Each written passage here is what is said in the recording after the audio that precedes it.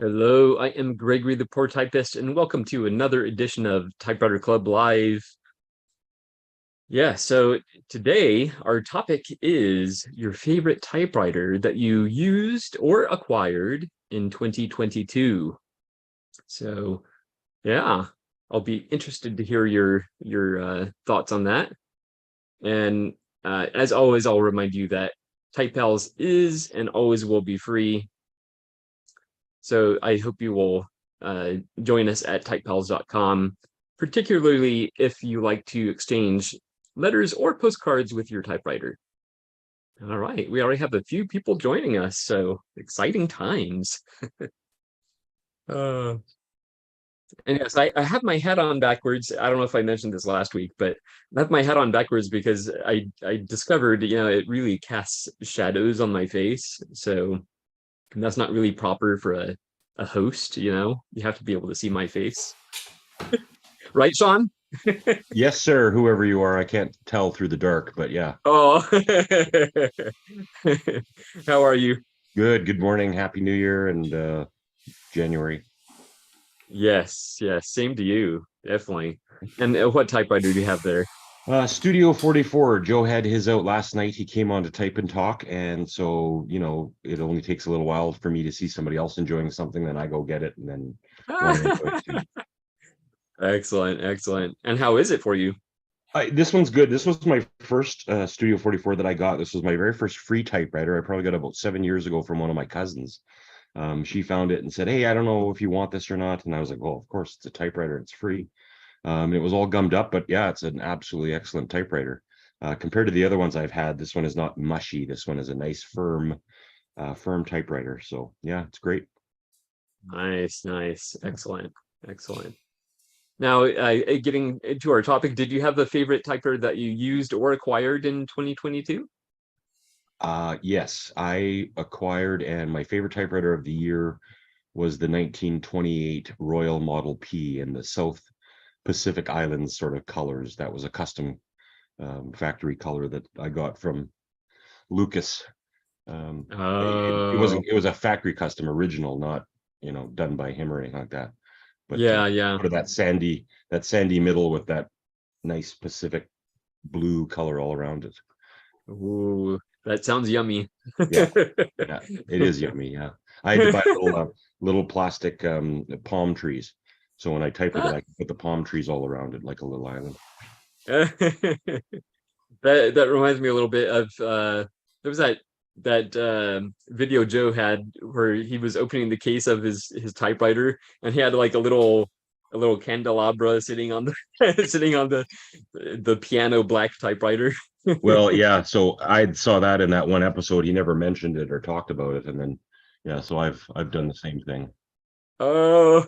So I put my little candelabra on my typewriter. Excellent, excellent. Do you play the piano? No, heck no. No, my instrument is the typewriter. Yes, yes. Excellent, excellent. Very cool. And is there anything new with you? No, no, nothing really. Just want to come hang out with you guys and see everybody because you're a cool group of folks. Awesome, awesome.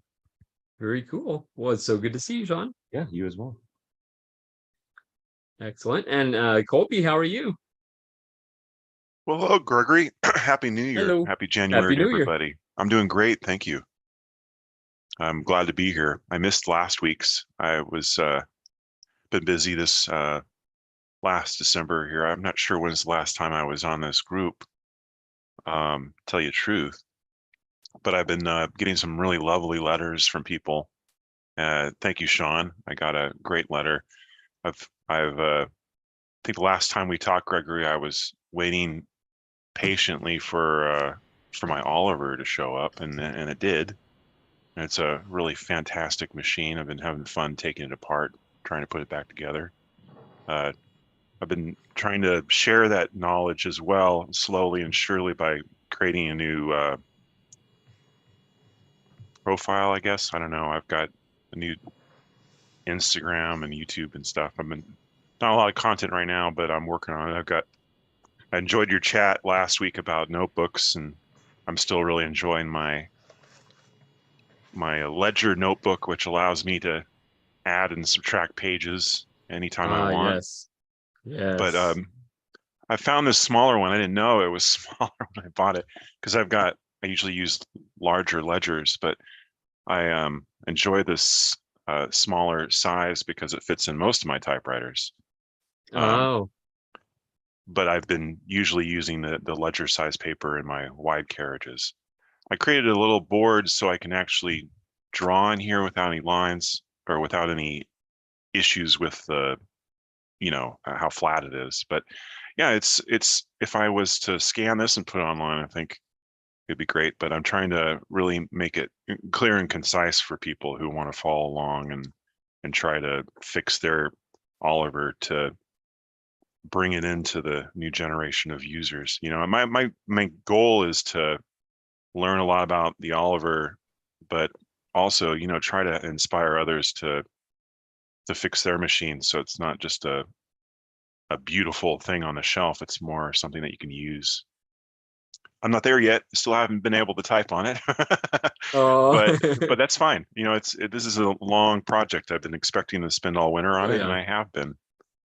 Excellent. Have Excellent. one more thing. I went to Portland. I'm not sure if I talked too much about that. I went to 2 typewriter shops, had a really great time. And when I was in the type space, I saw this in the corner, Oliver 9 box.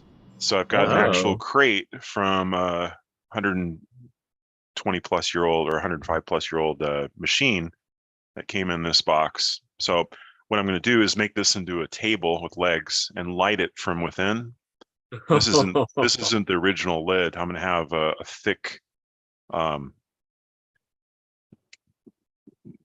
plastic lid that's clear, so the light will come up through the machine Oh, from like below. acrylic? Acrylic, yeah, thank you. Yes. Yes. So it's been a really fun project, and I've been getting a lot of great feedback and advice from this group as well as the Facebook groups. That is awesome. That sounds like an exciting project. Yeah, Definitely. I'm really enjoying it. I thought that, I'm not sure how people feel about when they're trying to restore a machine. I just had these exuberant goals like, this is going to be a beautiful machine when I'm done. It's a clean machine. The Yeah. rust is Yeah. gone, but it's not a beautiful machine. And that's fine. It's an ugly duckling. It But can be being beautiful able in to, design. yes, Yes. beautiful design. But when I was cleaning it, I was like, it's going to be great. It's going to be all shiny and everything when I'm done. Not so much, but that's okay. I might do some more polishing and whatnot, but I do like the story it has. We don't know that story. We can see it. And I don't want to remove more of that story, so to speak. I want to be able Exactly. to, Yeah. you look at it, it's going to have that 100+ year old age on it. So I'm not going to retouch the paint or do any rechroming for now. It's a little bit beyond my budget, but my goal is to make it easier for others to come afterwards. So I'm trying to label all the connections, all the different screws. So if someone finds a screw at the end of the day, like, I have no idea where this goes. And I'm sure that's going to happen. I hope so. Yeah, I've got plenty of notes to go with. I've been measuring Good, the good. pieces and everything. Wow. But yes, it's been a good December. I started the year with 3 typewriters, and I ended it with 9. Wow. Good for you. I sold one, which is exciting. I passed one on to a new generation. And I would say my favorite is my 1941 Royal KMM. I use it daily. Uh, It's a long platen 40-pound machine, but it's sitting in the corner over here. But yeah. I use it daily. My goals for typewriting is to write every day this year, and so far I'm good. Oh, excellent. Excellent. That's a very good goal to have. Got one more thing I wanted to show you, Gregory. I Yeah. didn't listen to all of the chats. Give me a second here.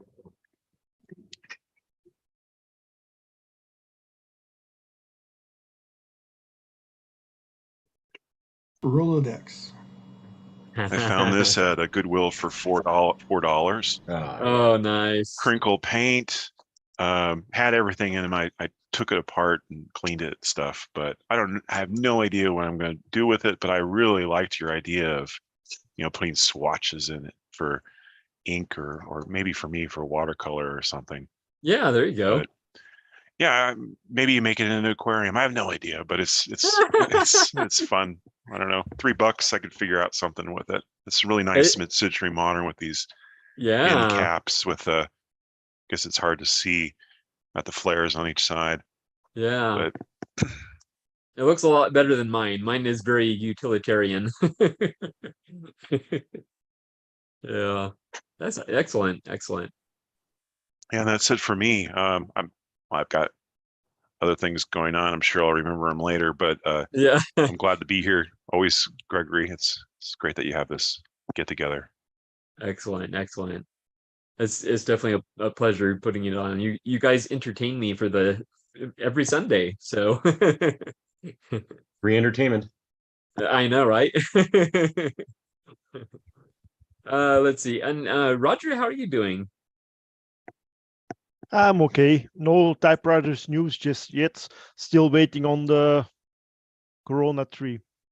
Oh, okay. So, Okay. Haven't seen my friend yet, so we're just waiting. Okay. Okay. Well, did you have a favorite typewriter that you either used or acquired in 2022? Not really. Not really. I think I only had one new typewriter last year I got from my former boss, but there's okay. two types that don't work. So okay. have to see if that's fixable or something. But it's Yeah. more modern than the one I'm after. Okay. But Okay. you can't see give the horse in the mouth. Exactly. Yes. Definitely. Definitely. Excellent. All right. Well, thank you so much for being here, Roger. Yeah, you're welcome. Happy New Year and Happy New Year. to everybody. So enjoy Yeah. the year. Yes, definitely. I have a good feeling about this year. I hope so, because the last couple of years weren't that good. Exactly. Yeah. Yeah. All right. And Daniel, how are you doing? I'm doing great. Thank you very much, and Happy New Year to everyone. Yes. Yeah, it's after a very busy holiday season with with big storms, like 100 million North Americans that had to deal with that monster snowstorm. It almost all melted over the period between Christmas and New Year's and after New Year's. Yeah. And so that was a little bit funny. And yeah, so it was good to see family and so on and so forth. And I missed last week's Typewriter Club Live because we were driving to my mom's. She was hosting for lunch, and so so usually we don't really celebrate on the evening of the 31st when it's a family get together because a lot of people are driving to it, and so we avoid having to drive back home at night. So we actually celebrate together on the day of New Year's. So Oh, okay. Okay. so that's what we do. Yeah. And so it's an adaptation to the fact that people like the family has to drive to get together rather than when I was young and both my grandmothers were a very close ride to our place, and we used to gather, like the families used to gather on the 31st and so on and so forth. So it's a little bit different. And Yeah. and yeah, so and I got I got lots of letters over the holidays, and I took a bit of a pause in writing, but I've restarted this week to write letters back and reply, and I'm amazed at the number of new people that signed up for TypePal. We're at 194, Wow. something like that, as of last night, Okay, and yeah, yeah, it's quite amazing, yeah. and so I'm yeah. There's new people to write to me, and I actually received a letter on Friday from a new member, and it was his first letter that he wrote on a typewriter, Oh, and it was to me. So oh, I felt quite happy, yeah. like lucky and happy, chosen to receive that that man's and it's his name is Dennis from Germany, and that he, he it all started for him when he received his grandfather's Triumph Tipa, Ooh, um, and then he got a few more typewriters. I think maybe he's got five now or something like that, if I remember correctly. And and he started joining the TypePal, and now he enjoys typing with his typewriter. So I thought that was like, wow, that's such a treat. It took 3 weeks to reach me, that letter. So I oh think wow. the Yeah, holidays really slowed everything down. Like yeah, there's a higher volume of mail in that period of time, but also there's long breaks, like many days of holidays. So that's that. But exactly. I think writing back shouldn't be that long. Yeah, And yeah. so yeah, it's really nice. And to answer your question, it's really hard to talk about, like the favorite typewriter. I must say that the challenge of the 2022 was certainly the IBM Selectric, and Ah, putting that back into order. And I am not done yet. It's not it's not totally working fine. It kind of needs a warm up. When I turn it on, if I haven't used it for some time, if I turn it on and I type, it doesn't print the right letter, and then it gets maybe a little bit looser. The oil, the old oil is, I don't know, gets warmed up, or just the movement yeah, gets it looser, and then it finally starts typing the right letters. So it's a little bit funny that you type and the letters appearing are not the same at yeah. all. It's a Daniel, different that feeling than sounds a like type bar. The type bar, you can maybe not, it might be gummed, but yeah, it's not. So hey, Raz is just posting something in the chat. Raz Watson from Australia is there. So he says, hi from Australia. Best wishes for 2023. Our Dachshund puppy duty on Dachshund puppy duty on the moment, and it's 3:20 a.m. Hope you all have a great year. Looking forward to chatting with you in the future. So I think he's kind of listening, but Yeah. Hi, he's Russ. busy. So hi, Russ. Happy New Year to you too. Now, Daniel, I'm wondering, with the letter that you received, was it clear in the letter how he chose you to write to? No, uh, I'll just say that he writes that he looked up my profile on the forum directory, and he wrote to me. So um, yeah, it's it's not quite clear, but Yeah. it feels it feels like hey, um, I'm going to reply quickly to this guy. So I Yeah. already typed a reply. So even though I have kind of a pipeline of, like I reply in the order that I receive them, but for Dennis, it took 3 weeks to get here, and his being his first letter, and he says, "I hope you write back, or I'd love to hear back from you." Oh, So I really yeah. want to send something. So I typed the letter yesterday, and it's already sealed and stamped, and it's going to go into Excellent. the mailbox on Monday morning, and Nice, you know, nice. get to Germany. I don't know, in 10 days, maybe. Hopefully, maybe two Yeah, weeks. yeah. I guess I'm just curious about how different people use the directory Yeah. and find who they're going to write to next. Like I wonder, was it a common interest? Like you searched for a keyword and you popped up, or was it were you just like one of the featured pen pal type pals or Oh pen pals? yeah, Yeah, so yeah. I don't know. You know, he did mention that he visited Canada 3 times, so Ah, okay. maybe that's part of it. Um, it's and I'm happy about that. I Yeah. visited Germany only once in my life, so he's been to Canada 3 times, and I've been to Oh wow. Germany only once. Yeah. I'd like to go back to Germany, that being said, and we'd love to.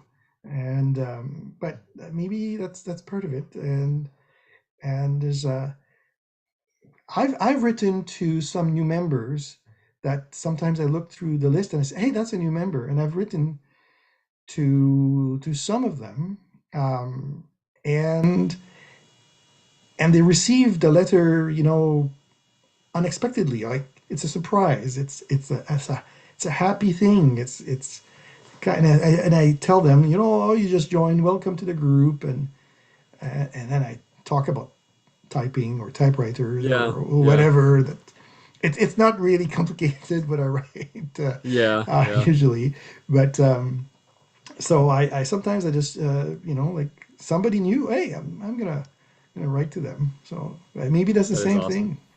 Yeah. So Yeah. we don't have the date that we joined.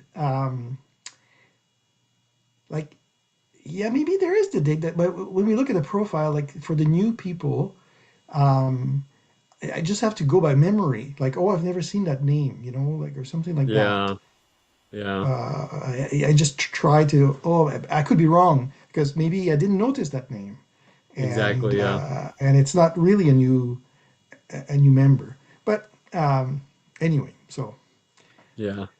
it's fun. It's fun to write to others, like and even some people that don't participate in the postcard, like the monthly postcard. There's some that don't participate in that, but are still part of the type pal. So they're there to contact. And Yeah.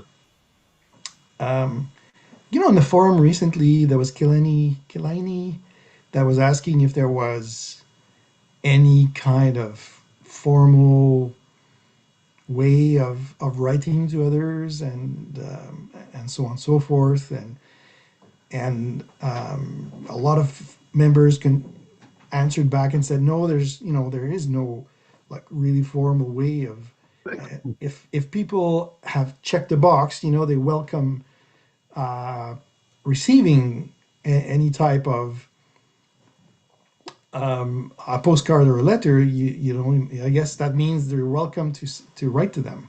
That's Exactly. basically Yeah. what it is, right? So Yeah. Yeah. I think like on Facebook there there's a couple typewriter pen pal groups, and the general process there is you kind of uh not necessarily ask permission, but try and make connections like in the group first before sending the letter.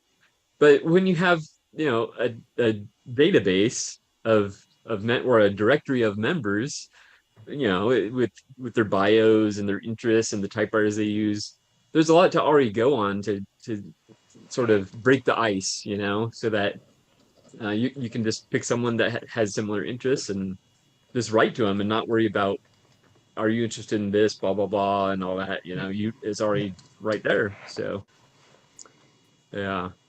So I like that it facilitates that process and allows you to receive letters that you had no idea were coming. That's always fun. So yeah, excellent. um, Oh, yeah. and I might just say that I had acquired a letter at 22 early on in my typewriter collection or my typewriter acquisition spree. And at first, I was having difficulty with the touch, the action, or how it was typing, and and I put it aside a little bit, thinking that it's maybe because I didn't clean it properly, and so on and so forth. And it's a 1957 model, made in Great Britain, and I really liked it because it's like in it's super nice looking shape. The paint is pristine, and apart from smelling like tobacco smoke or tobacco nicotine or something like that, it was pretty good. That's unusual. And so I put it aside for a long time, and I took it out this week after New Year's, and I see that Sean is typing in a Studio 44. Yeah. But I have, I don't know why, but maybe it's because a lot of typing, my fingers have become stronger, maybe.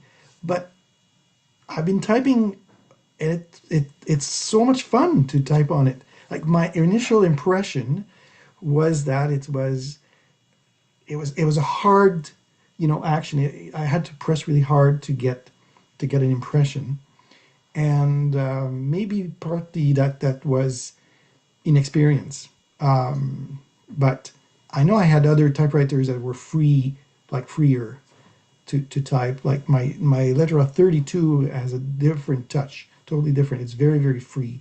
It doesn't require any force to type. This one requires a bit of force, but compared to my Olympias SM9 and the other Olympias that I have, this one is not so bad. So I've rediscovered with joy that Lettera 22, and it's got the beautiful Bodoni typeface, and it's like a Congress. It's similar to Congress, or it's like a bolded typeface, and it has become my favorite typewriter for the beginning of 2023.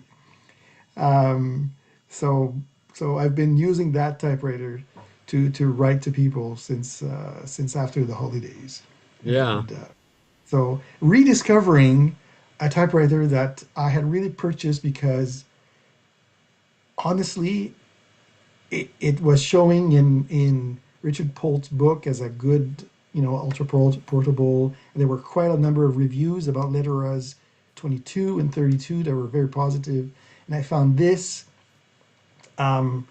locally with the French Canadian keyboard. It had all of the check marks, and it's the same model as Leonard Cohen had. So Oh, Leonard Cohen had purchased his in London, in England, and I would assume that his was also this similar to that. I don't know the color because I haven't been able to find that information, but mine is that kind of grayish green. It's very difficult to define that color. I'm yeah. still looking for a good name for it, but Yeah. Yeah. I've really been enjoying it. Excellent. Excellent. That's good to hear. Excellent. Well, thank you so much for being here, Daniel. Well, thank you for hosting. Yes, you're welcome. Susan, how are you doing? I'm great. How's everybody else? Sounds like Very everybody's good. doing well. Had a good new year. Yes, yes. I loved this topic this week. Oh, good. Well, it made me think about all of the wonderful typewriter experiences I had in the past year, and also helped me to get over my very poor typewriter purchasing experience that I had this week.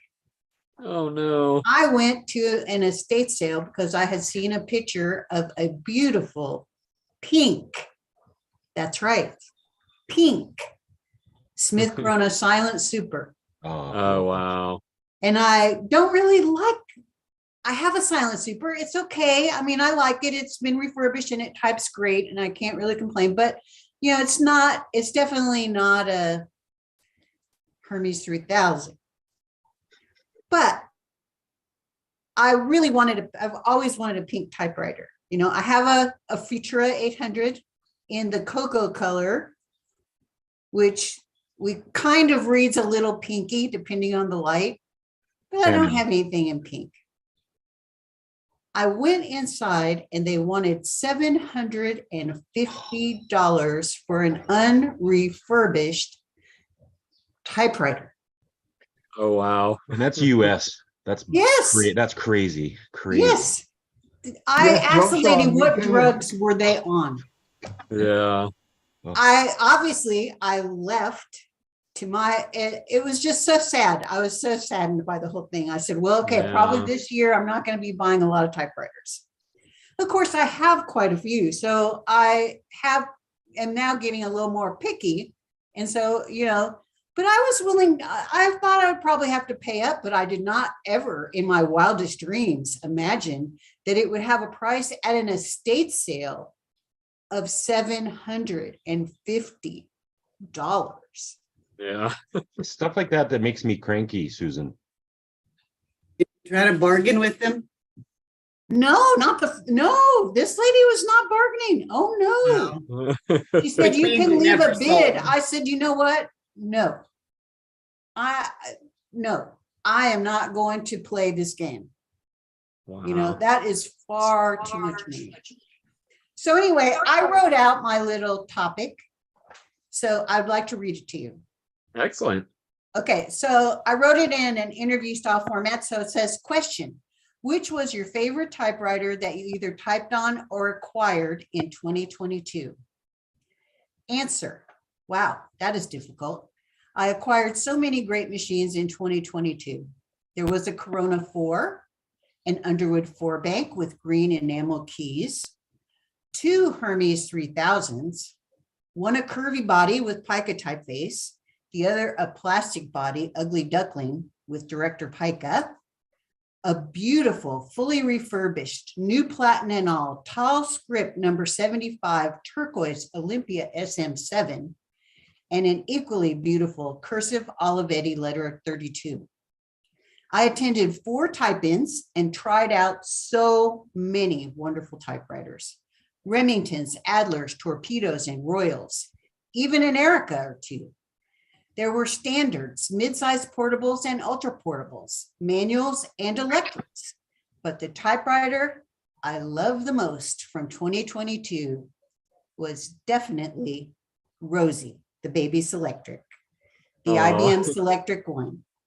She is absolutely fantastic. I love her style, her small size, and garnet rose color. I love her speed and the perfect quality of her imprint. I love her variety. How can I get bored with her? I can simply change the type element for a whole new writing experience. She is so beautifully quiet, having been refurbished just for me. I love that she can use a bichrome ribbon as well. And I even tested that out by respooling a ribbon cartridge myself. So for me, the award for Typewriter of the Year goes to Rosie, the baby Selectric. And that should be no surprise to anyone here. Oh, excellent. Thank you. Very cool. So if that doesn't make I want to go get a Selectric or get yours working, then I don't know what will. I know, right? I know. Well, I definitely want one. So very cool. Yeah, the only one I saw, I think it was I think it's Selectric 3, and it was a beige one, and I don't remember if they were asking a lot for it, but I just remember seeing it because I hadn't seen one in many, many, many years. And I saw it and I was like, oh my goodness, that thing is huge. Where would I put this thing? Yeah. So a Selectric 3 is big. That's why I love this Electric one. And just keep looking, because you know what? They come up on Facebook Marketplace all the time. And sometimes you can get lucky because, you know, I bought my test Selectric one for $50 on Facebook Marketplace. And then I resold it when I got Rosie because I don't need 2. But I just sold it for really essentially what I paid for it. And then the cost of a couple of extra type elements because I had some extras that were doubles. Ah, But and I sold it to a collector that I knew from the type ins that I'd had. But you know, they come up all the time and really they're usually not that expensive. This one was working. That's the key question, is when you see one, you need to ask, does it work? yeah. And when I went to go look at that one, the lady already, she had it plugged in and everything for me so I could see that it worked. Because the big thing is, like Daniel's been going through, you know, that they're not easy to work on. No. And if Daniel's having a hard time, him being an engineer, imagine what a hard time I would be having. If I was having I know, right? And Yes. and the Susan, to top it off, I bought two Selectrics, and one of them was advertised as in working condition. And I go there, and the guy hadn't plugged it in 7 years, and it was not moving. It was frozen solid. It was the clutch. The clutch was clicking. You turn on the motor, and it goes, and it's like an awful sound. You think something's gonna break, but it's the clutch that's clicking. And I go like, you said it was in working condition. Danielle, It's not. Like you can't even trust that somebody says it's working anymore. Well, that's why it was great that this lady had it all plugged in and everything. She had it set up on her dining room table for me to test it out. But, you know, she had been using it all along because it was the same typewriter that she had at her job. And so she wanted the exact same thing at home. Actually, Susan, that's a really good thing. Now what I ask is, have you been using this typewriter recently? Uh-huh. I don't say, does it work? I say, have you typed on it? Do you type on it? Have you been typing on it? so Danielle, And that's the then- same. That's applicable to cars too. When you buy an old car, guys will mislead you by saying things like "ran when parked." Nobody thinks to ask. It was parked in 1962. So to ask even that question, like that one you just said, like, when did you last drive this? It's usually like, Yeah. 76. Oh, okay, never mind then. I like Yeah, that. yeah, but I bought many second-hand cars in my life, and the typewriter market is very, very, very kind of deceptive in that way, because a lot of people say advertise it's like as new, like on Kijiji.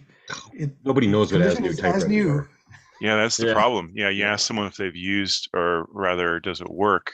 They don't know. And plus, I've seen typewriters that will work with just very minimal work, but they have no idea. You know, so that's a great way of wording it, Danielle, to say, have you used it? Because you really can't get around that. If they're using it, then you know it's probably working pretty Well, well, or at least They can usable. say that. They can say, "Oh yeah, I used it a little while ago," but you know what you really want to see is a type sample. Like, just print me a line and show me what it looks like. I just want to see what the imprint.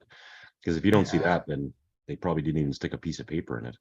Exactly. And then they tell me it's the ink ribbon that's too old to type, or they say, "Oh, I don't know anything about typewriters." Then Yeah. the little light goes up. Anyway, sometimes if it's local, I still go to see them. If it's something that I really think I want, but the anytime they say, "Oh, it just requires oiling," I'm going, no. Yeah, well, I pretty much only buy things that are local. I don't really go too far afield unless it's somebody that I really trust. Yeah, Because the bottom line is I'm afraid of the shipping, and also, you know, I know that I'm not a repair person, so you have to add the cost of getting it serviced, in my mind, to the cost of the typewriter. You know, so I prepare myself with the fact, okay, I'm probably going to have to get it serviced. Do I really want it that badly that I'm willing to pay? And rightfully so, typewriter servicing is not as cheap as it was on the receipts that come with the typewriter. No. Yeah. So, you know, you kind of have to add that $300 cost with the, you know, with the thing, because you might need some parts you don't know, you know. Yeah. And as a person who doesn't repair, that's a that's a significant amount. So do I want it that much? Yes. I Yes. wanted the Selectric. I wanted Rosie that much. I was willing to pay what it costs to get the one, the one that I wanted. And Yeah. I do not regret it. I mean, I have not typed on her. I'll be honest, in probably 3 weeks, because I've been using more of my manual machines. I did my Christmas letters with my Hermes machines and things, and different color ribbons and all that. But yesterday when I got her out, it was like, oh my goodness, I have missed you, girl. Oh. So, sometimes you do really want what you think you want. I also wanted to say that I too this week got a letter from a new type pal who's in Oklahoma. Oh. So shout out to my new type pal. You're getting a letter this week. Oh. I have gotten actually a few letters from people in Oklahoma because of the proximity to where I live in the north part of Texas, I think, But it was a very nice letter, and I will be sending out a reply. And, it was very fun to get an unexpected letter, always fun to get an unexpected letter. And I've gotten so many letters in the past, since Christmas Day, so many in the past couple of weeks. So I'm a little behind, but I'm catching up now on my correspondence. So all of you that have written to me, you'll be getting letters shortly. Now that That's great to hear, kind of Susan. over, I'm more on my regular schedule. So Yeah, exactly. yeah. It's great to hear, and I'm glad that Rosie, she almost types by herself. It's such a great typewriter that you can just put the paper in and she'll type for you. That's right. The letter. That's what just she have to does. think. And I love, I was reminded as I was thinking about what I wanted to write about, how much I love all the different type elements and being able to choose, and just how beautifully she types on really cheap paper. I mean, some of my manual machines really do better on nicer vintager paper than they do on, inexpensive paper. But Rosie, she types on anything. And it's beautiful. It's a beautiful imprint, no mistakes. And now that I've finally gotten the hang of typing because she's very fast, she's very quick. So you have to get the hang of that. And so now that I've got the hang of that, we are the best of friends. Excellent, excellent. Yeah, they're definitely a different beast from manual typewriters as far as speed goes. Oh yeah, she's definitely very speedy. Yeah. But that's nice too, because you can really crank out a bunch of stuff quickly, Yes. However, you can also make mistakes quickly, so you have to I know. develop a balance. Yeah, definitely. Now, I don't remember, do the Selectrics have a lift off, or is it a cover up for mistakes? So corrective. You can use you a have both. correct tape. Yes. Well, Susan can explain it, but hers is not corrective. Mine is not Okay. correcting. Oh, okay. Mine is the first version of the IBM Selectric. It was only called IBM Selectric 1 after they created the IBM Selectric 2, frankly. And it came in 3 sizes of platens, and mine is the smallest size. So that's why I call her the baby Selectric, because everybody always thinks of a Selectric as being 2 feet long or longer, and she is not. She is smaller actually in width than my Hermes 10. Oh, wow. Because of the platen. My Hermes 10 has an extended platen. I mean, they all did. They all had longer platinums.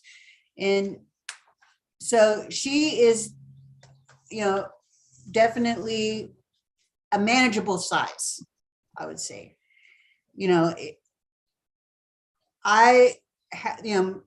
I would say she's probably even about the same size, takes the same footprint not height, but footprint as my SG1 Betty. Yeah, yeah, yeah. But you know, I really didn't want the big, gigantic Selectric, and I didn't care about the correcting feature because I already don't correct anything. You know, when I make a mistake, I just either type over it, exit out, or move on. You know, Yeah. and Yeah. so that didn't bother me. Okay. I really wanted to be able to use a lot of different typefaces. That's what was important to me.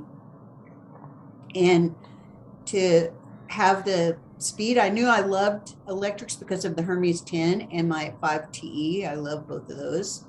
And so I really wanted to try a Selectric, and she was just the right, she is the right one for me. Yeah. You know? Excellent. Excellent. That's good to hear. Yeah, with my daisy wheel, I don't even bother. You know, it has the little correction tape. I don't even bother with that. I don't even. I have them, but I don't keep them in the typewriter. And so I just you know, do the X out or type over or whatever. For one thing, I think that makes it feel more like an actual typewriter than something that was printed on a computer. So yeah, definitely. Yeah, Rosie was the first generation of Selectrics. Yeah, So, that's I think that's the one I want is the smallest Selectric one. Yeah, definitely. With the cartridge, the ribbon, yeah, you nylon get the ribbon one with the cartridge. ribbon cartridge instead of with the carbon Spool. spools, because it's hard to find the carbon spools.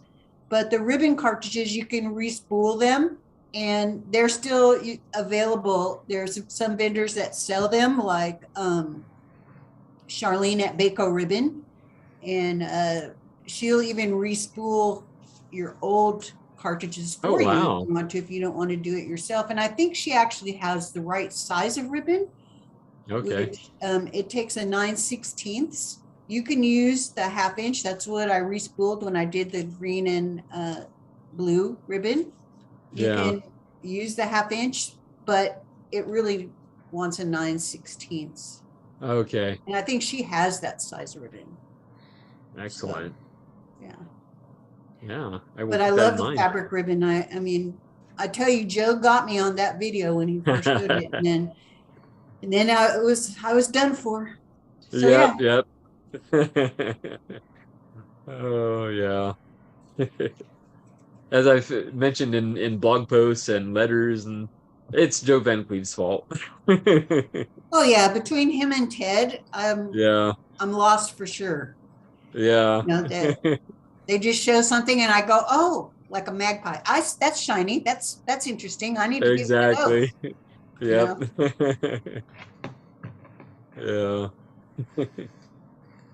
Excellent. Well, it's so good to see you, Susan. It's always good to see you, Gregory. It's great to see everyone in the group. I'm so glad that this group exists. Oh, that warms my heart. Excellent. Robert, how are you doing? Hello, good evening from Germany. Hope you're fine. Hope you have Yes. had a good changing in the year and whatever. Yeah, I'm quite fine. I had 2 weeks of holiday. Tomorrow I have go back to my university and do my studying. So I'm enjoying my last free evening with all of you. Oh, And I've realized a dream came true for me. It's just standing in front of me. I think for you in the US it's very common, but here it's really exotic. I just received on Friday a little 3-bank Underwood portable, and I really love these tiny machines. And as it came, I was really absolutely in love. There are some little issues, but I think you want to get to know my little cutie. I am going to take. Here it is. I oh hope you can see wow. it. Yeah. And wait a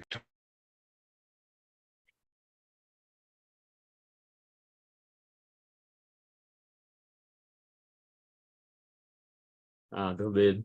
I don't know if we like. Oh, you muted yourself. Okay, I'm back here. Okay, There thank we you. go. Just hit it. I hope you can see it. The platen is really hard, and the feed rollers are very hard, so this will be a problem. But everything else I can. The typeface is looking for just ran it through pressured air, so you can see it doesn't look perfect, but it works. Yeah. So it's not too bad. I think I can get it really in good function. And I see here this ribbon reverse mechanism here on this side has some issues, but I think not too heavy things to handle. Even backside, the other typewriter is waiting down here on the backside. I hope the camera does work. Here on my, it's not so looking good, but you can see everything is here. It's complete. And okay, I think it was about 60 euros. That's okay. It's one of my most expensive machines I have. Wow. I love the look of it.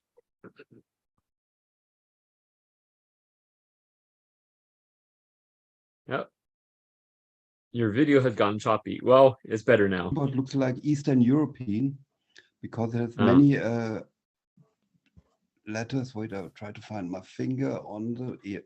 Here you can see it has some special with many letters with special accents on the third position. So I think, but it's quirks. I can write with it. You can see maybe some special letters are on it, and even here Yeah. you can see it's not. It means VP, whatever it means. This is large, and this is for the third function for the numbers and whatever. So I have to figure out where it was handled and something about the history of this machine. It's from 1924, as I've seen on the database. So this little lady is 98 years old and still going Wow. strong. I love this machine. It's really, and when you can compare it here to my hand, so you see it's really tiny. Yeah. Yeah. Really a fine machine. And so Yeah. happy. And here with these both paper. It's interesting because it's mirrored the picture here on my laptop. So Yeah. what's going wrong? Yeah, that's my really. I was really in search for this machine, and now I have got it, and I got it in a good shape, and I think I will really have a lot of fun with it. And to compare, this is one of the smallest electric machines I ever seen. It's an Olivetti 36, and when you see the keyboard, it's also quite Oh, wow. small. It's really like a Yeah. normal laptop keyboard. And this machine does also a very fine job. And it, Nice. despite its size, it's damn heavy. It's really very solid build inside. So everything is really pure analog electric, nothing. So now I'm turning me back. But it's a bit weird here in my workplace. This is my sound box. This was the wrong button, so now I turn myself around. Yeah, so here I'm back. Very good. Yeah, I'm so happy with this little machine. And as I've heard before, and it's really always the problem. You see somewhere a machine you are interested in, and you are in correspondence with the seller. And yes, and it was not a really nice communication, but it was okay, and I really wanted that machine. So okay, I said okay, and he sent it to me. It was quite dirty, so I had a compressor and some fresh air through the machine, and the rubber. There are some issues, of course, but nothing serious. And on the other hand, sometimes you get a machine where the carriage is separated and everything is missing, and especially with such an exotic machine here, you won't have a chance to get it back in function. But it's really complete, and so I'm very happy with it. And that's always a bit a problem when you see somewhere on Goodwill or for Facebook Marketplace, is it really okay? Is it working? And when you buy a machine for about 20 euro, you say, okay, never mind, then it might be working as a parts machine or something, or just for display. But when you really hope to get a machine to use it, and so then you're really disappointed when it's totally broken or nothing. But to be honest, I hadn't any bad experience. So some bought a machine, but this was really an old machine, a very new machine from the German Democratic Republic, really a plastic machine. And this was really a plastic machine, and it types like a plastic machine. And so I can't complain about the quality of typing, because I knew this won't be a good machine. And on the other hand, when you get, for example, an SM2 or 3 or something, you expect that it will be a good machine, and then you're happy when it comes and it's complete. Maybe you have some cleaning and some work, but nothing serious, and then you can get it really back in full function. That's, I think, the main part of our job or our hobby here, to have things you can handle. So I'm also a bit afraid. I got a Selectric here, and this is really a complicated enigma. And so really thinking about, oh, will I use it really, or am I afraid when there is an issue, can I handle it, or is it then, or even in the worst case, it destroys this machine by bad repairing or trying to repair something bad. So I think the manual machines, or these normal electric typewriters with type bars, I think they're a bit more robust or a bit better to work on. So I'm expecting another dream machine I was waiting for many years. I think maybe it will come tomorrow. It's I think I was talking with Mai about it. A Smith Corona Electric 210, is it? It's also the typical Americans. And I hope it will be okay. Very, very fair price. So, and then I will stop collecting electric machines, because I think the manual machines are even better. But it has an advantage when you have really something, a lot of to write, and you don't want to stress your fingers. So it's quite legit to work with it. But I won't start collecting too many of them, because they all look nearly the same, and there's nothing special more with it. But I've won. This was a surprise. I think it was an Olympia reporter, also a typewriter, an electric run from the 80s, and I bought it just here in the neighbor town but when I started to use it, it needed a new belt, so I got an O-ring, found some things, and as I typed on it, it has a cubic typeface. So, okay. Also nice. I don't like this cubic too much. I would more like a script, or as I'm searching, of course, as we all are searching for Old English or old German machines, but they are so rare. So we have to handle with Elite and Pica, and it's okay. But this cubic style doesn't work with my kind of writing, but it's okay when you have one. I like more poetically or fantasy, and not so scientifically or whatever it looks like. But okay, it's nice to have one, of course. Yeah, definitely. Yeah, so what else is to tell about? No, I did some sports today, so to try to get my weight back to normal after the holidays. And no, so I don't want to spend too much time here talking, and others want to talk too. So is there... yes, okay. Yeah, this is a question I want to ask just now. Sean, is he listening? Yeah. Hi. I just wrote you a direct message, but maybe you can help me this way. I got here a fountain pen. It's a Kaweco. It's a German little brand. It's still in production. Yeah, Kaweco Sport, is it? And I got it about maybe for 10 years or something. And what happened? I've forgotten it, and now it's dried in. So it works with cartridges. Wait, as you can see. And now my question to you. I think you are a little bit okay, thank you. So it's a really fine machine. It's not very expensive. I think it costs 20 euro or something like that. It's a really tiny typewriter, fountain pen. And so you can take it, and when you have it, it's really small compared with the hand, you see? Yeah. It's a nice little fountain pen, and when you want to write, it is recommended to do it like that. And then you have really a full-size fountain pen, which is quite reasonable good to write.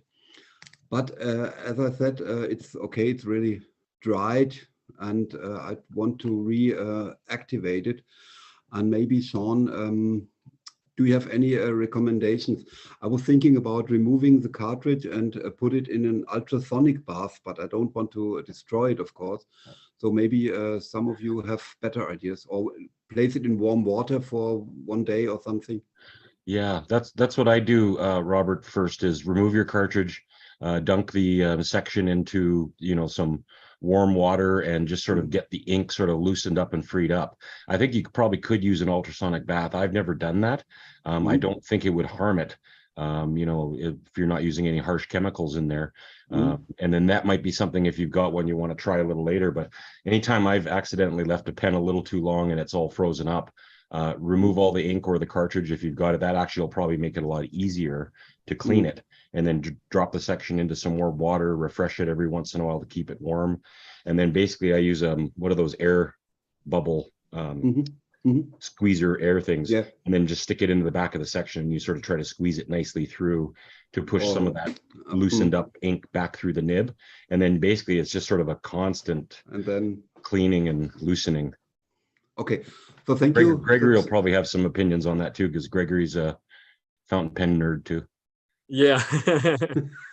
Yeah, I would basically echo that. I've taken off the nib unit and soaked it for days at a time. So I'll just put it in a little cup of water, and I've left it in there for 2 days. Typically, the idea is to take it out the next day, but I forget sometimes, and so it's been in there like 2 or 3 days, and it doesn't harm it because the nibs are meant to deal with moisture. So Gregory, sorry, Robert. That would be now the question. Shall I put out or shall I leave it in? But I don't want to destroy it. But I don't know how hard it's stuck in the nib. This would be one question. The other question would be, could a little bit of soap help? Because soap makes the water a bit thinner, so it can better get into the mechanics or into the... Yep, I use a little bit of soap too, past the water. But that it depends on the pen and how the nib and the section works. I'm not as familiar with Coecos. So some of my pens, I don't remove the nibs just because the nib and the feed are a little bit weird, and once you get them out, then getting them realigned, you can't get them back. And then you're upset at yourself thinking maybe the pen's not working like you thought it did before because you didn't put it back in. So some of them I just leave, and you'll be surprised, like to Gregory's point, I leave some of mine for days in the water, and just when I think it's clean, you'll come back after a day and there'll still be a thing of ink settled at the bottom, and you'll be like, where did that come from? Exactly. So it's good. I know how much often it is. Yeah.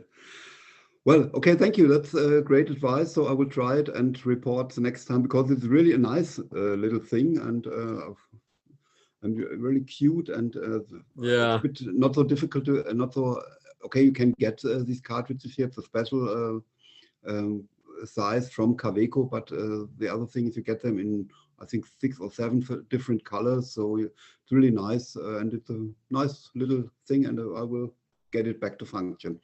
And all of you helped me. Thank you very much. Excellent. And so I keep listening, and excellent, thank you, excellent. Let's see.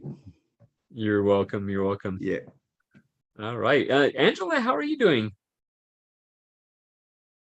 Is that like a street in Spain, or where are you? Guanajuato, Mexico. Oh, Guanajuato. Okay. Yeah.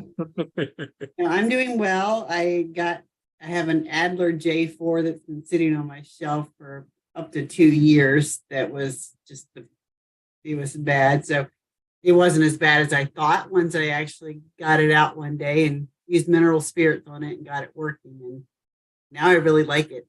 Not pretty, not a nice looking machine, but it seems to fit my hands well, and it's elite typeface. So I'm having fun using that one. Is it the blue one, Angela? No, it's just like a tan. Oh, okay. It's interesting though, the keys that are the dirtiest, top row. So I'm thinking it must have been used in some kind of accounting or something, because all the letters, all the numbers are dirtier, along with the cent, the 1/2 and 1/4 key. Those are the dirtiest of all of them. Who knows? Yep. Yep. Sounds like accounting or something. Yeah. Yeah. Or maybe writing checks, who knows? Yep. I don't know, but I'm enjoying it. Very cool. Very cool. And that one, I think you said that one you had a couple years? Yeah, I can't remember Okay. when I got it. I think Okay.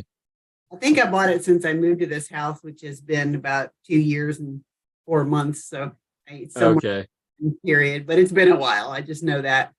I just set it on a shelf and passed it every day. And one day I just said, okay, picked it up, took it in, Yeah. flushed it out. I still have to keep reapplying because I haven't flushed it out well enough, apparently. Mm, Flush it, it'll work fine. Next day, the one's not working right again. yeah. Yeah. Yeah, I've had that. You think you got it and it's typing beautifully one day, and then you let it sit for Mhm. one day and it's already stuck again. It's like, what? Yeah. Oh, yeah. That's Now, about go ahead. I'm just back to subbing now that school's back. Yeah, yeah. I'm trying. I guess I was just wondering if that qualifies as your favorite typewriter of 2022. I can't, just say Yeah, my okay. favorite Okay. of the week. There you go. There you go. That works. That works.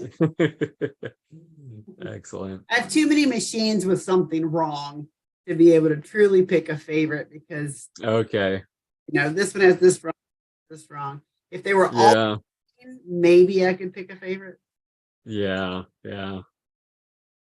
Yeah. Sometimes I feel like if I could just combine all these typewriters, all the working bits, Mhm. and have like a really nice, perfectly working typewriter, that'd be amazing. It would.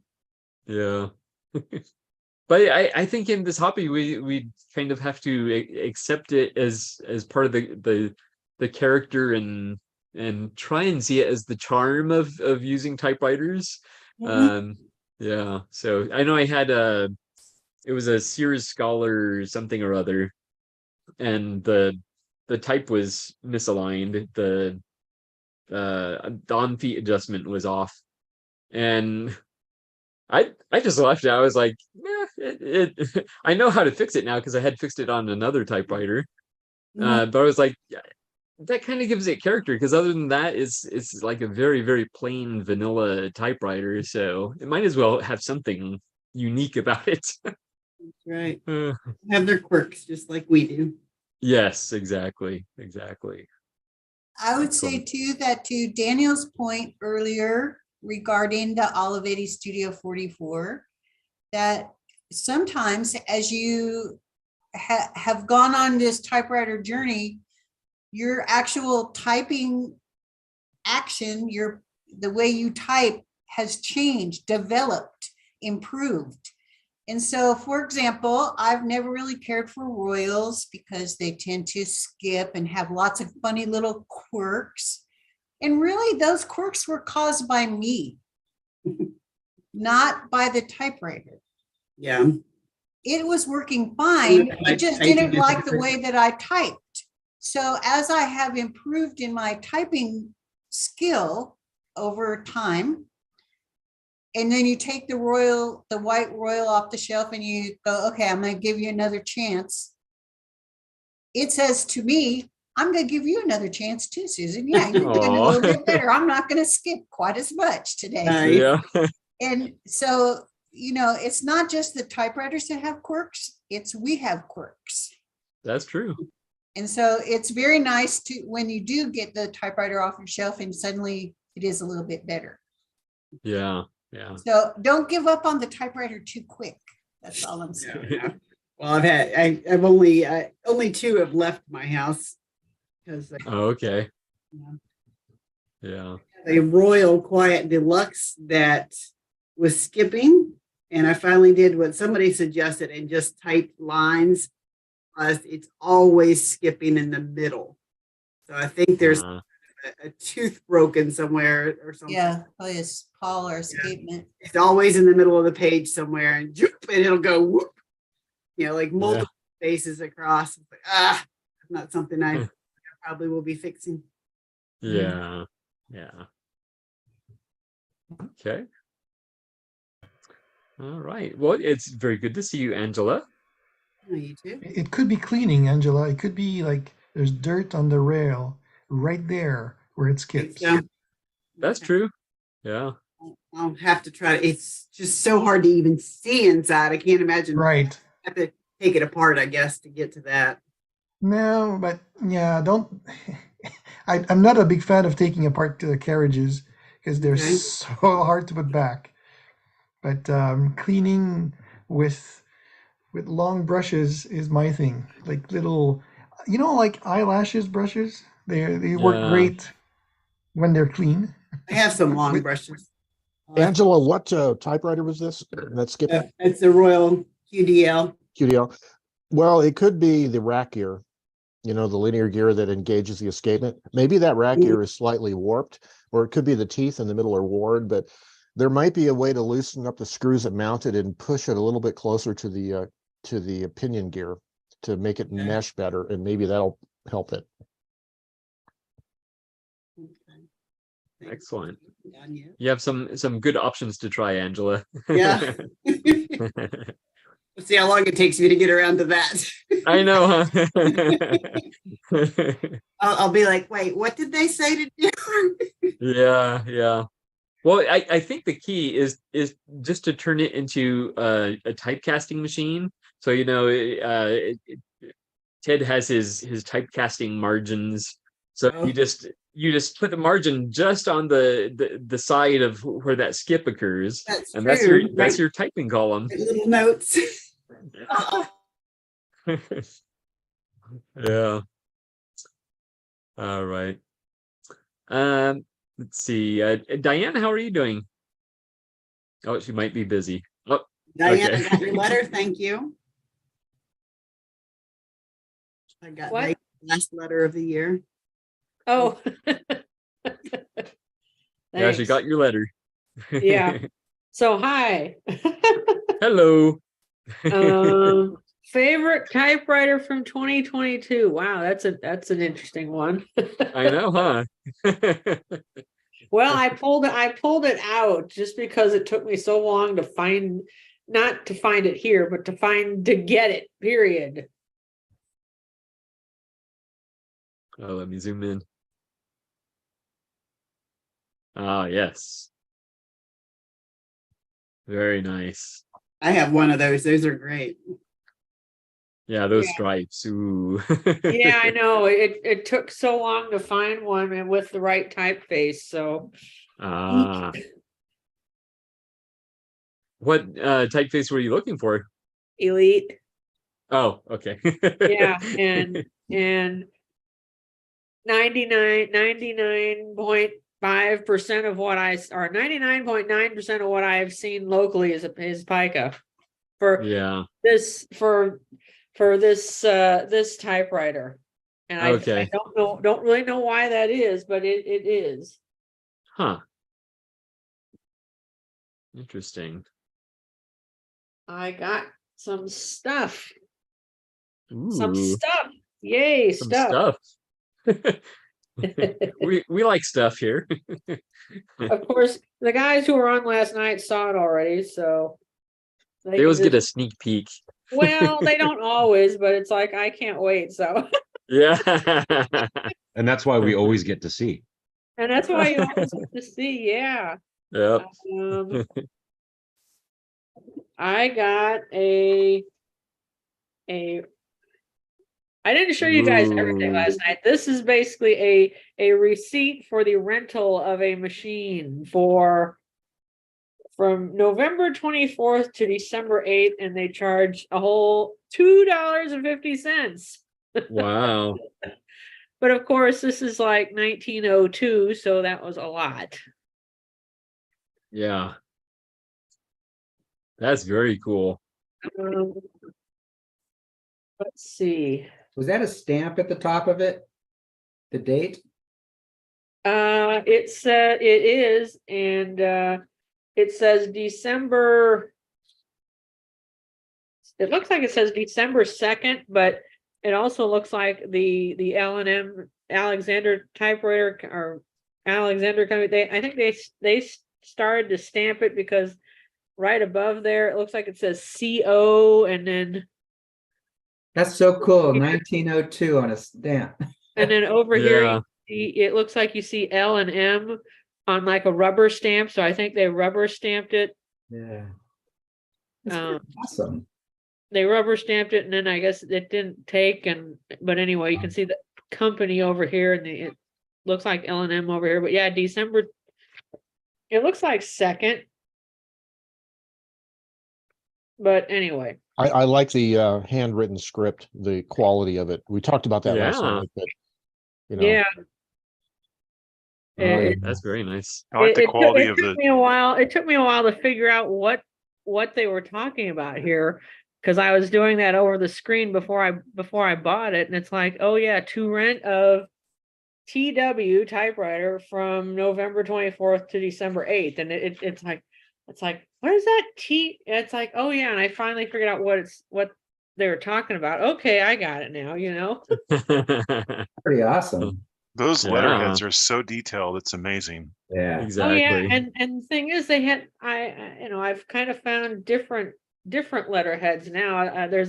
This is the more modern letterhead. It has a Smith Premier number 10 on it, as opposed to the 2 or the 1 on it. But Diane, yeah. is it the details of that typewriter good enough to have the key tops on it? I may not be able to show up on the webcam, but do you see letters on the top of those keys? It's amazing if you just look really hard how much detail they put into those. Well, let's see, on this envelope. No.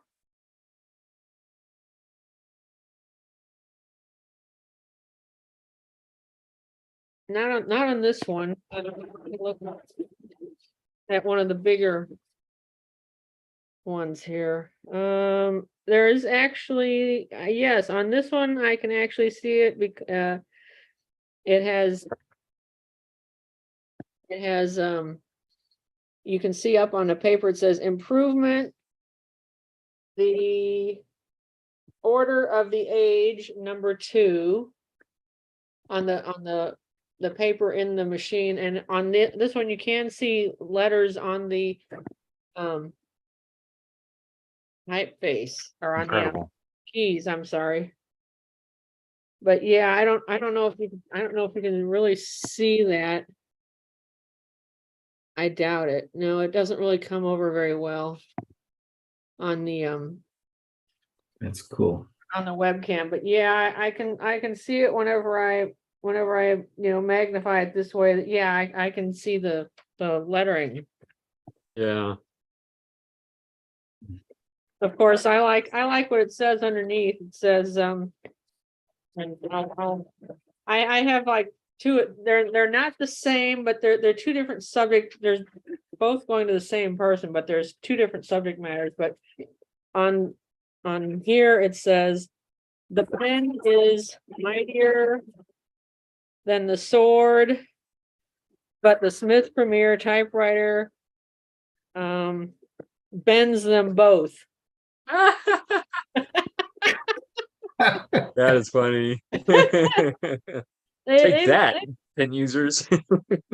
Well, and it's like, improvement, the order of the age. It's like they've got this thing going about the age, I guess, in this period. But this machine, or this is for the purchase of a typewriter, number 14146, Smith Premier 2, and an oak table, meaning one of their typewriter tables.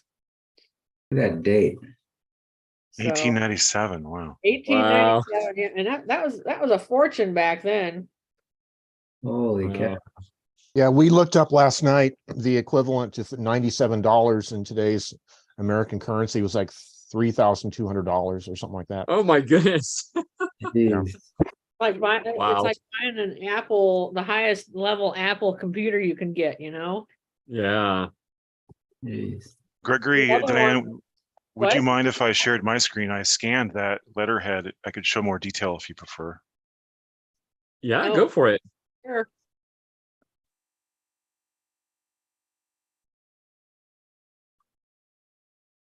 Can you Oh, guys see this? wow. See all the Oh, letterheads? yeah. Amazing. Wow. And this is Dang, all what, like the scan size that of a off the postage screen? stamp. It's engraving, copper plate engraving, probably. Oh, okay. I was wondering what medium that was. It was hand drawn. Yeah. You scan that off the screen?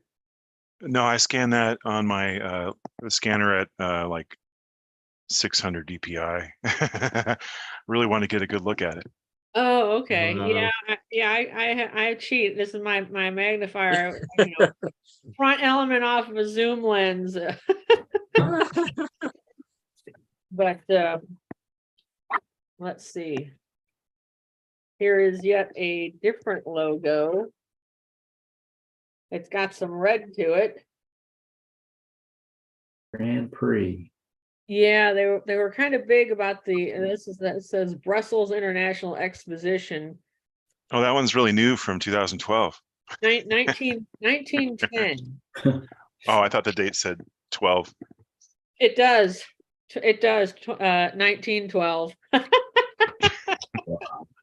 Yeah, sold to some guy, Martin Winter in Gettysburg, Pennsylvania. One connecting wire for 7 cents.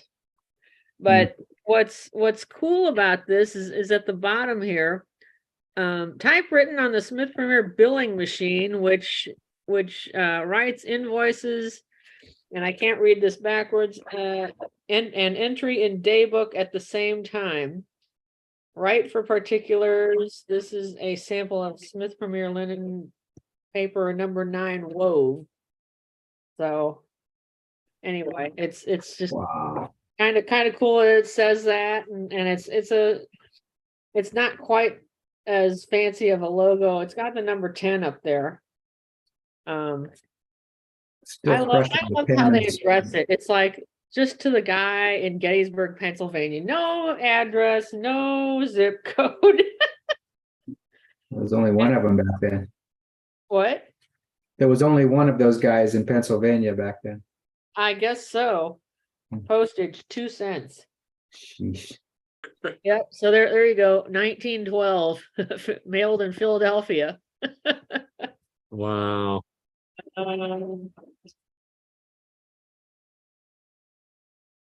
Let's see. That's a repair of a Smith Premier 1. I wish I could find one of the rubber stamps that says the Smith Premier Typewriter Company. That'd be cool. Did it say dogs? Yeah, did it say dogs on there? It does. It says new roll, Replace dogs? new roll, dogs, 3 Dogs. Probably ball bearings. 3 balls, 10 key tops, dog spring, cleaning and adjusting. Huh. So yes, it does say dogs, you know, as in like the dog, you know. What would that be Sheepdog. referring to? I can't picture it right now. What? Escapement dogs Escapement dogs. and the escapement dog spring. Oh. The loose dogs. Well, I don't know how loose they are, but Who let the dogs out? Who let the loose dogs out? Joe beat me to it. but you know, it's another letter, 1911. Again, a more modern header. It's like, I thought, well, that's kind of cool. I bet that one shows the letter tops of the keys.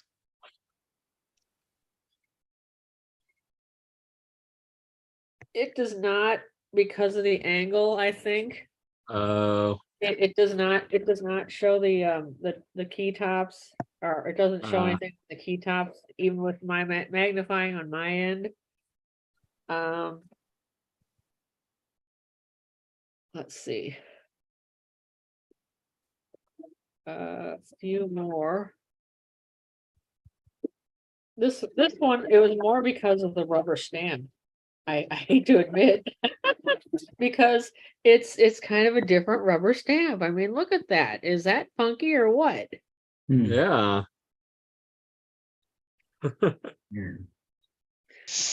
Because it's kind of the same logo. It's from 1896. So basically they've sent some typewriters somewhere and they're letting them know via the letter. So Yeah. that's cool.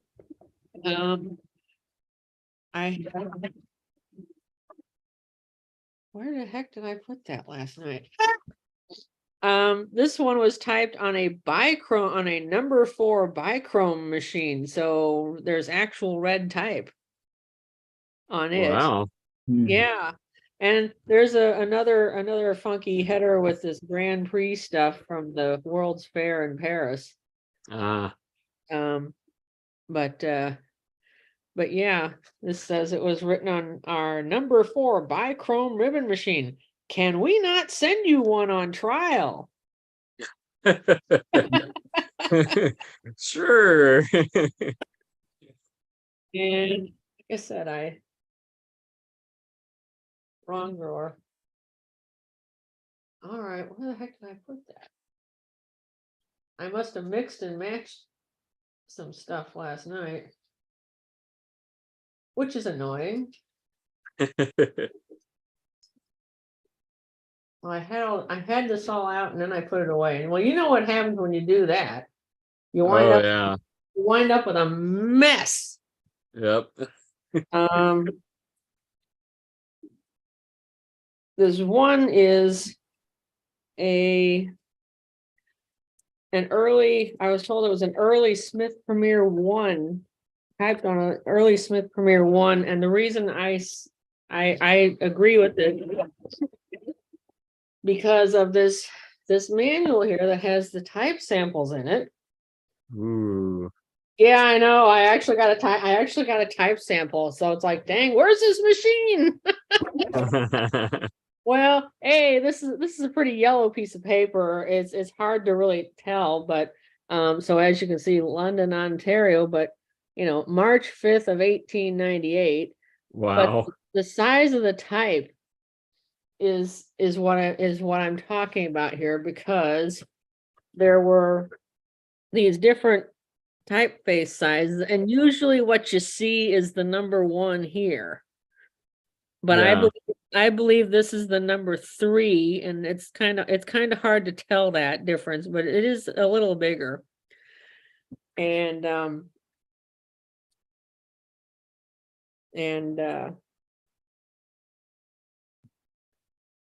it's like it's kind of hard to tell the difference, but I look at the capital letters and I can see that this one this one here, the capital letters are bigger than they are on this one.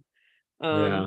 This is like looking at my Remington 6 with the 9 CPI typeface.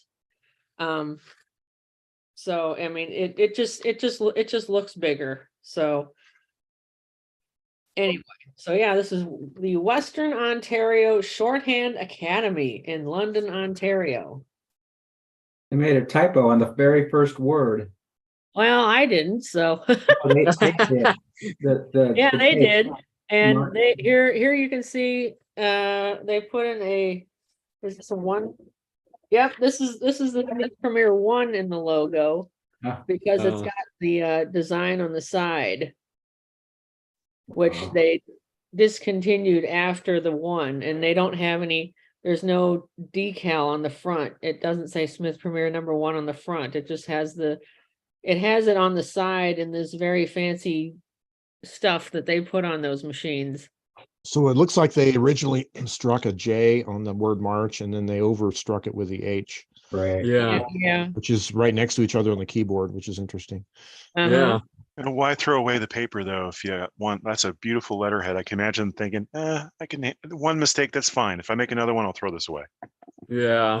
Yeah. White dots after the 5th in the year. Yeah. Why? I don't know. I think I don't know, on the older ones, it's a comma after the day and a period after the year. Yeah, maybe that was a typo too. Maybe they meant to do a Yeah. comma. I don't know. They were just having a bad day. Yeah. You know, we were talking about this last night. The keyboard on the Smith Premier is not staggered; it's a grid, right?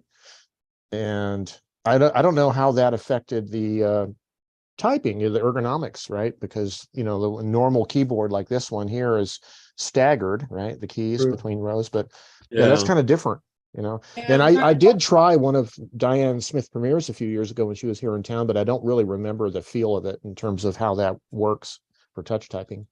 Yeah. And yes, I actually did have some brochures, and it's like, where the heck did I put them last night?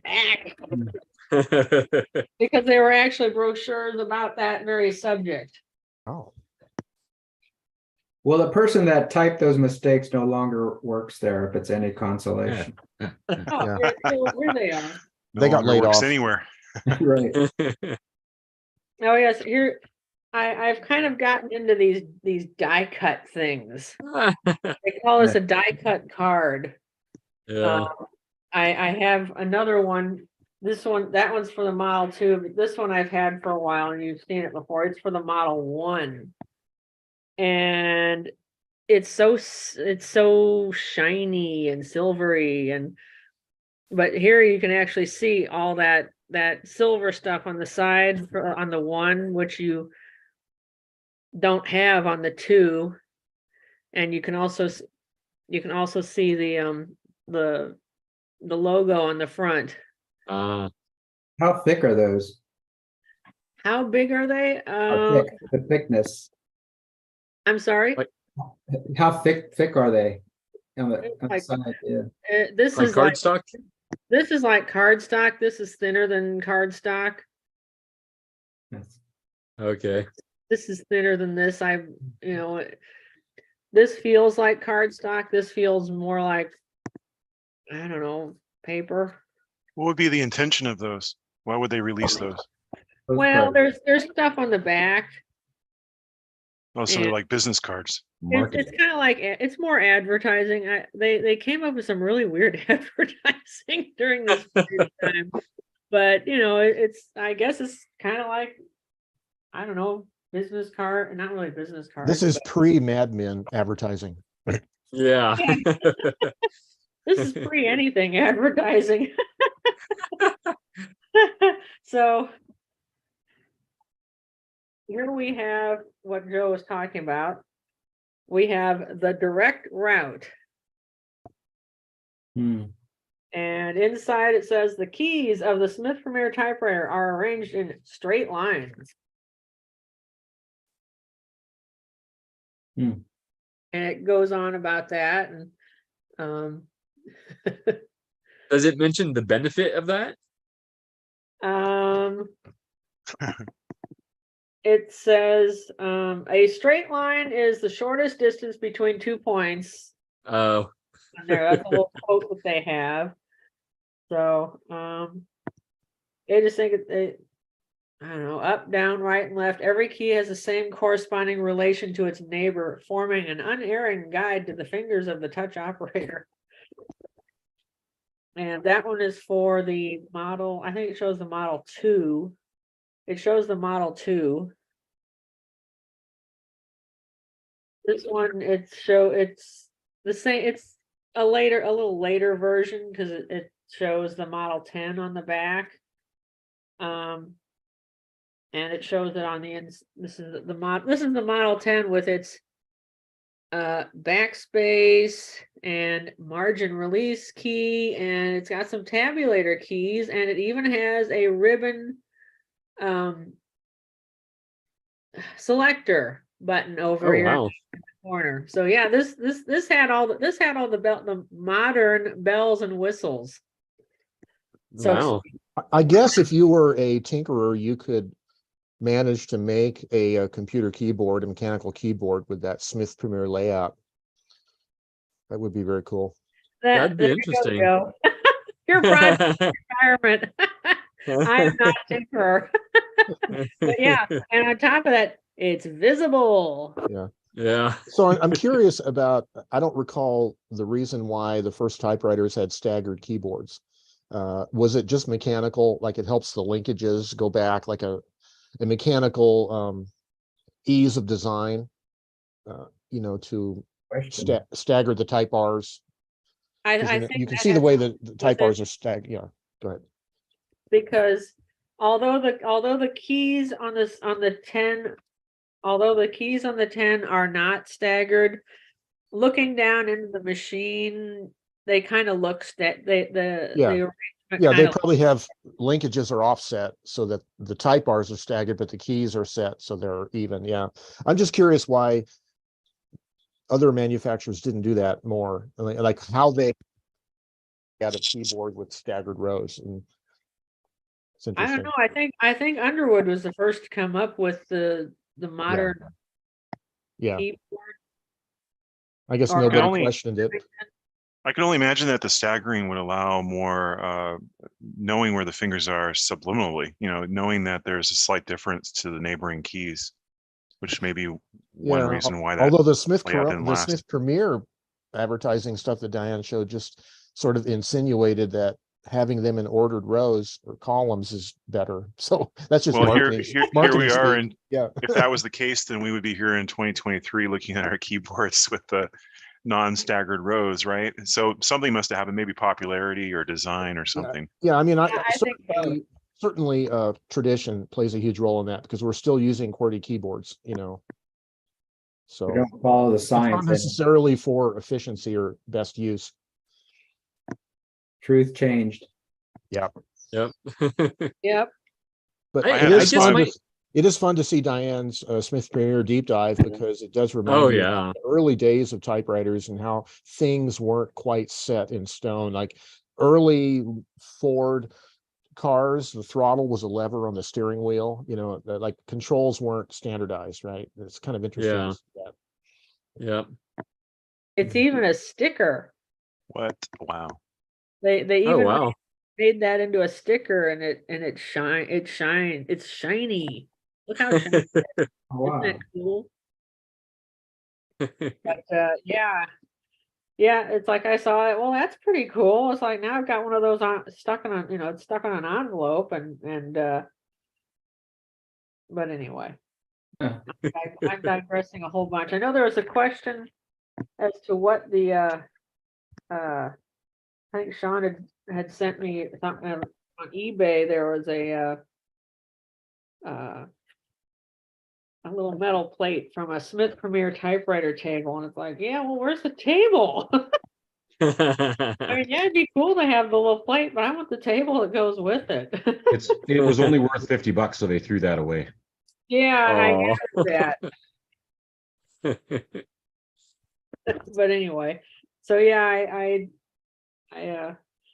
I got a bunch of this over the holidays, so Nice. just wanted to kind of share. Hope I don't seem too much like a pain in the butt. Interesting. I seem to be. I think I'm the only one who likes the really old stuff that comes on these things. But that's all right. Somebody's got to do it. Diana, Yeah. I'm a big fan of that old ephemera. So yeah, thank you for sharing it. I've got a couple of letters myself that are probably inspired from you. Yeah, whenever I look at that like old letterheads or anything like typewriter ephemera, when I look for it on eBay, the prices are like crazy high. Like, are these like really selling that? Is there that much demand for them, or are the sellers just being unreasonable? Or It only like requires the demand of one person. That's the thing. that's true. That's true. Well, I got all these from the same person, so oh, that helps give me a probably. break. Yeah, it's the anti-key chop because, and he finds this up in his area because that's the typewriter company itself was up in that area. So, it's not surprising that he finds stuff like this everywhere. Well, I shouldn't say everywhere. I don't know. I don't go there, but I'm happy that he lets me know that he has some stuff. Am I interested? And did I take everything that he had? No. But I've tried to be kind of selective, and for various reasons I was selective, and so I'm happy. I didn't pay a fortune, relatively speaking, but I got the whole this is quite a pile, and it's probably wasn't. I could have paid a lot. I would have paid a lot more on eBay for it. Let's just put it that way. Okay. Gregory, So I'll usually like add the listing to a favorites, and then hopefully lure the seller to reach out with a discount. Yeah. I've done that with other things, and almost always they at some point offer a discount. Mm-hmm. So I've been watching this one thing that actually has a Smith Premier office over in St. Louis, and all it is a little 2x2. It appears to be a little thing about yay big, and it's been sitting at the same price for 2 years at least. And I thought, well, I'm not paying that much for it. It's the only thing I've ever seen that said Smith Premier in St. Louis on it. yeah. I don't want to pay that much for it. Did you add it to your favorites, Diane? Did you add it to your like wish list? Yeah. Mm-hmm. It sometimes triggers the seller. I'm not sure how it works on the back end. Maybe it's automatic if they set it up that way. It might be. What Of if course, you mess with I want some envelopes that have this on the back. That'd be Diane, nice. that must be the people that you're watching that listing. It must be sold by that same Texan who's selling a $650 typewriter. I don't know. It's been there for a while, and it's been the same price for a couple of years on eBay. So some of those, we had a bookseller here in Bend that did not move at all an inch on any of her prices, simply because she said, well, it's been this price for years, and eventually it's going to be sold to someone, and I'm in no hurry. Maybe that's why her store shut down. Oh, could be. Yeah. Excellent. Well, thank you so much for sharing those, Diane. Yeah, pretty cool stuff. I like Ted's hat. He's busy typing. I've got questions about my balls for Ted. Oh, okay. So when he's ready to look at them, I need some. Okay, what do you got? Okay, I got, and I don't know anything about IBMs. This is because of all these people here. I know one of them is a composer ball. That's a composer ball too. Blue. Get it in focus. Put Okay, it there on your you watch. go. Universe 8-point medium italic. Oh, geez. See, this is why I love Ted. Well, I have one of those machines. Oh, okay. Yeah, you got Mothra, right? Yes. Right. That's Press Roman 11-point medium. Wow. See, problem solved in like 38 seconds, and I spent I know, right? day yesterday looking. I gotta write that down. It took Ted longer to unmute himself. It took Ted longer to wait for my camera to focus. There you go. Yeah. I have something to show Sean. Ooh, oh, right. hey. Can you zoom in on it? That looks familiar. Yeah. Apparently, Canadians have been cross-pollinating ideas here.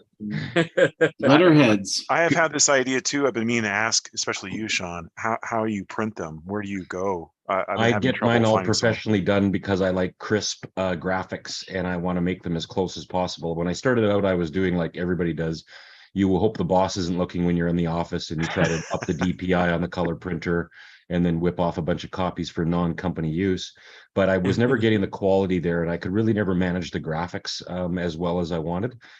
So I ended up connecting with a gal, graphics designer gal, as an adjunct to a print shop locally here. So over the years, I've built a good relationship with her, and buy her nice things in exchange for her work on crisping up, cleaning up, and redoing some of the graphics on old letterhead so that I never have to use an original letterhead. And then once I've got it on my file and on my USB, then I get her to print out as many as I want, and I get her to, I've done all sorts of things, envelopes and telegram companies, every typewriter company except for some of the European ones. And then that way I can tailor my typing specifically to the typewriter with a letterhead so that everything sort of matches. I've got some oddities, right? Like I've been buying these stupid balls here for a typewriter I don't even own. Yeah. You know, IBM, beautiful IBM letterhead that I don't have an IBM to type on. So I cheat a bit and use IBM letterhead and non-IBM typewriters, which makes me feel a little bit weird. But, you know, Only you would feel weird about that. Sean, yeah. I just have to say that the quality is really good. I was especially impressed with the fact that you've printed the conditions of acceptance of the radiogram. Yeah. Well, yeah. So he sent you the one that you would fill out when you went to the telegraph office. Yeah. And you'd stand there with your pencil and write, what did you want, a day letter, a night letter, a courier? And I realized only afterwards, because Curry found 3 different RCA letterhead styles, or original telegrams, and he sent them to me and said, hey, work your magic. And in exchange for him buying these and sending these to me, I do the reproduction, pay for all of that, and then send them a whack of copies once they're done, just as payment for the originals. And that way we sort of balance, barter it out. That's called trade goods. Yeah. So the 2 that I had done, and I didn't realize it till after, one was the one you filled out at the store, and then the other one, which is I call the 2 globes, which I don't think sent you, is the one that they would type out on when they received it at the office, and then send it to you in the mail to your house, and you'd get it all typewritten. But hey, who cares? Both of them can be typed on, and they all look cool. See, he sent me the one that the customer would type on. Yeah. Now I have to have the letterhead for the response, which would be the one that the West or RCA telegrapher would type it out the radio response on. So I'll send you a few of those then, and then you can write a response. Yeah. Well, it's too late. I'm already writing a response. Oh. I'm just saying that for your needs for completion to be resolved, that would have to happen. Closure. Yeah, and that's where Ted, thanks. You just added to my anxiety. Yeah. Hey, Sean, are you going to sell these online? Are you going to sell these online, Sean? I was thinking about doing that, but I don't know. Like, I've been working it through. Like, I don't know. At the end of the day, I have to make the price worthwhile to, like, I'm not out to make money. Like most of us typists don't do what we do to like become rich and, you know, Jeff Bezos like in the typewriter world. But I do, you know, obviously want to compensate to some degree if I'm going to do larger distributions for the time and the money that I spend getting a professional to really do what she does here. It's not just like I photocopy these off. So yeah, I mean, I've just got to find a price that makes it worthwhile. But you know, people are going to buy these things and then go reproduce it themselves, and then I'll just need 1 copy. And then they make 100 of their own. So that's the only danger. Not danger, I guess. I put the time and effort in. I do want to share it, but I want to do it in such a way that's respectful to me and my time and the money I put in. Sure. Yeah. So I don't know yet, Joe. In answer. Okay. I'll barter you some, guys, some green chili. Yeah, for you guys though, I mean, I'd be more than happy to. I send copies to anybody that asks or wants on our group. You know, all I ask for is a letter with the request, and then I'll send them back. And then that way I'm happy and sharing, because I do it with Curry, and I've done it with Lucas Duell in Chicago, and some other people around the typist sphere. Very cool. Anyway, sorry for that. This is Ted's thing now. My thing. Oh, it's my turn. Oh, then I'll ask Joe about his multiple camera setup there. I see you've joined the modern age of well, yeah, it was possible because I have a MacBook Pro here, which is possible because I graduated from my job. Congratulations, by the way. They gave me $1,000 gift, which was basically $1,000 toward this that I paid the rest. But yeah, so OBS and an overhead Panasonic camera, and you know, a little tinkering. And I also have a setup here. I'll show you here. I also do live streaming with the New Mexico film photographer, so it's the same sort of setup with different pictures on the bottom. Oh, cool. So anyways, crafty. Yeah, so it's kind of fun. Anyways, yeah. Go ahead, Ted. It's your time. I'm impressed. Oh, it's my time. Well, yes. I saw that you made your very own EDCN. Oh yeah, so I'm going to steal your thunder now. So Yeah, go for it. let's see. I'm going to switch over to the two camera view. So I had made a little 3.5 by 5.5 little EDC book, and then I decided to change the cover so that it is hidden on the front. Mm-hmm. So it wraps around, you know. Oh, I like and then you that. can wrap it around like that. And of course, I only have a few dozen sheets in here, but you could probably put, you know, a centimeter's worth of paper in there for you Canadians. I'm using metric system. Thank you. You're welcome. That wasn't in your video. No, it wasn't. This is subsequent to the video. And then the other thing that, oh yeah, so I'm also stealing artwork from a Taos Arts newspaper, and just, you know, gluing it in there and stuff. But then the other thing was I decided, you know, I promised you I was going to do the typewriter database, my library of machines in there. And so I needed a way to document it. So here I made another notebook that opens up on the top instead of the side. Okay. Same size. Ooh. And then what I'm doing is, let me focus my camera, if I can get my focus thing going on. So what I did is, this is a Southworth 24-pound paper. Okay. And this is a Polaroid zinc, these little digital prints that you can print from your phone via Bluetooth to a Polaroid zinc printer, right?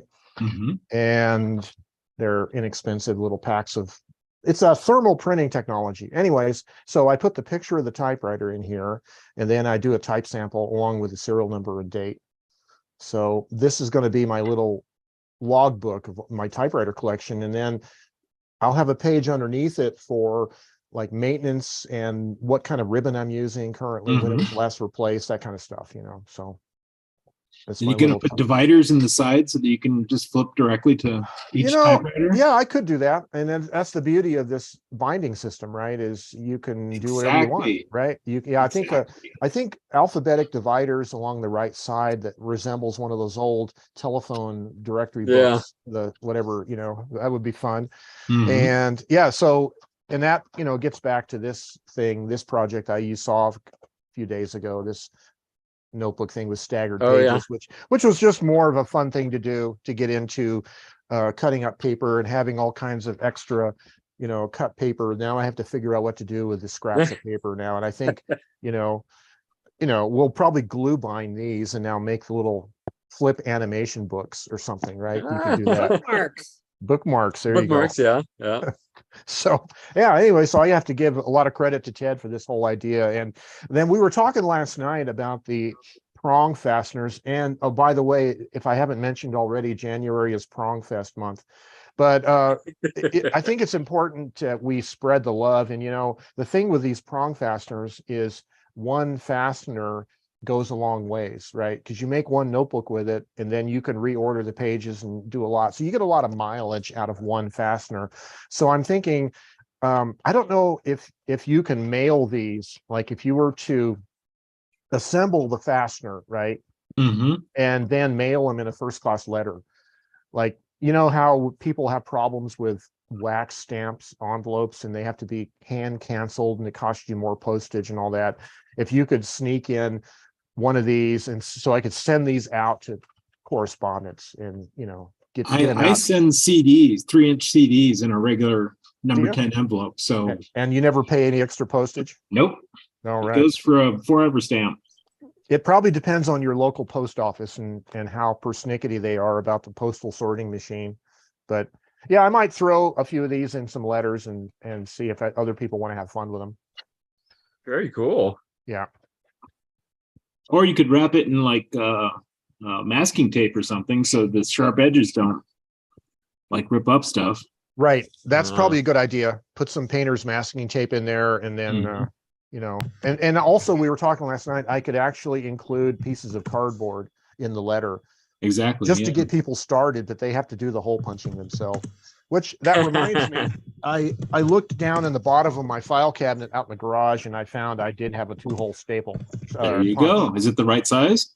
It's the right spacing, yes, for the but the only downside is the little guide only goes down to 4 inches wide. So what I'm doing is making a little, let me pull this out of the box here. There is a center mark. You can't really see it because the light, there's a little molded mark, like a decorative mark, a center line mark. So I'm just making a pencil mark on the paper and lining up with that center mark, and that centers it, you know. So, Okay. you know, kind of like that, just center it. But yeah, this works pretty good. And it's a Staples brand, modern one. So Joe, we really need to get you something with a little more style. oh, I agree. Can I you agree see the with- backstop on that? Like how deep it the punches? backstop is a little deeper than well, you can see kind of the, let's see. Yeah, I was wondering about that. You can see the this is punched using the same thing. So it looks like it's about a half an inch. Let me get my scale out here. Or in metric, we can measure it in metric also. So it looks to be about 7/16, just shy of a half inch, which in metric would be about 11 millimeters or so. But so Yeah, the one I've got's got a backstop that you can set. So yeah, that's the thing with this one, it doesn't. So I can punch right to where, you know, the edge of the binder itself. I basically set that on the back edge, and so the holes are in only about half a centimeter. Right. Yeah.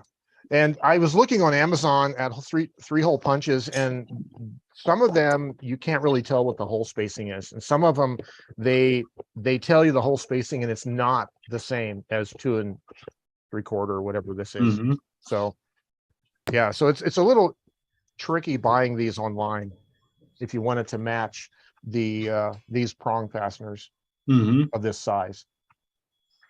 So.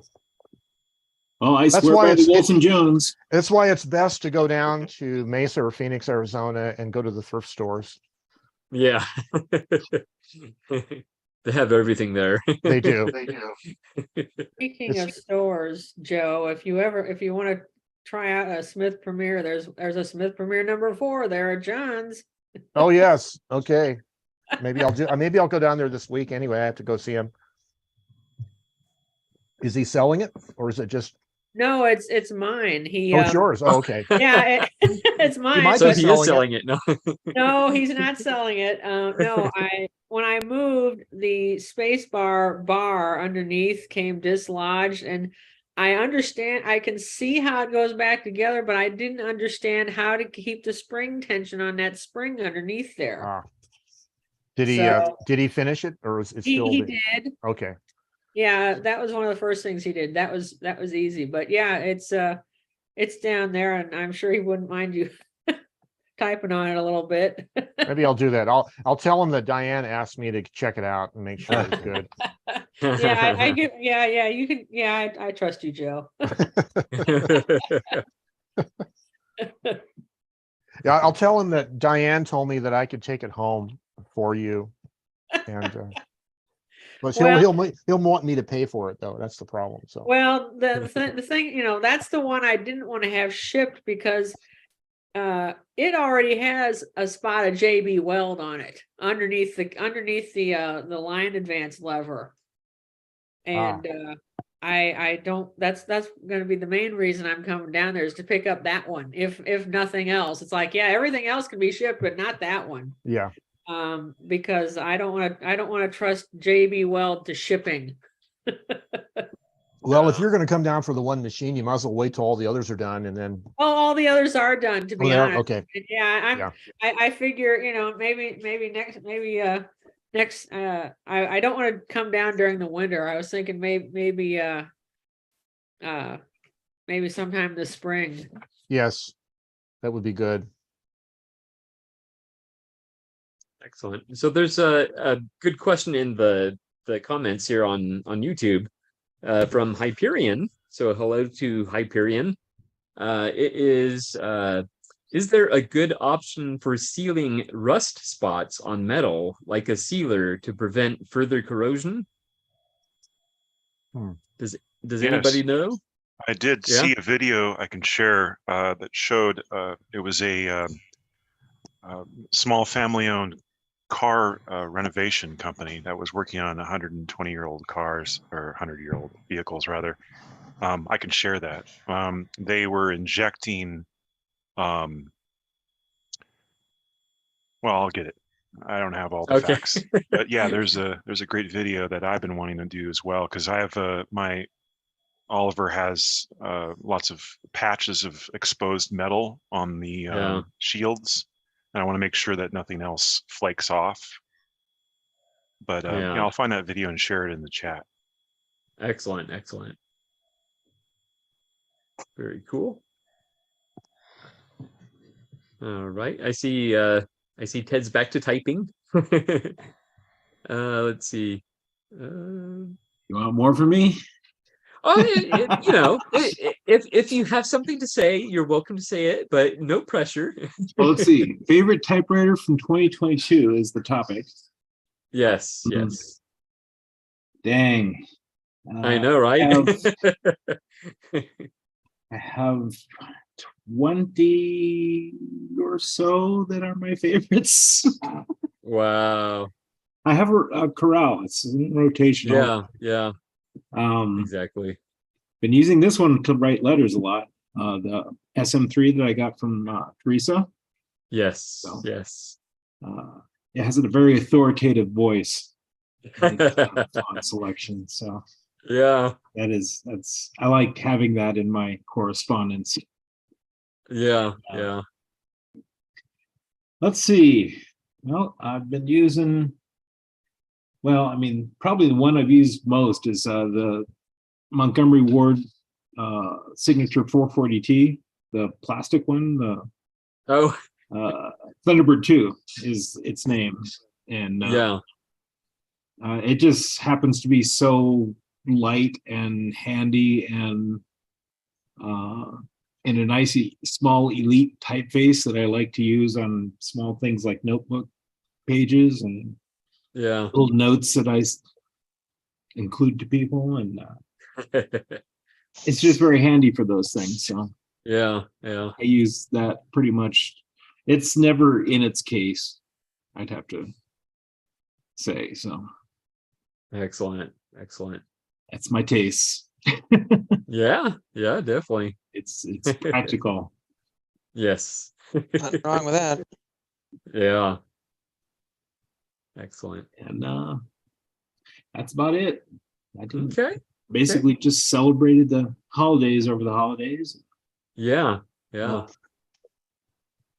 It's been good. I'm happy with the way 2023 has started.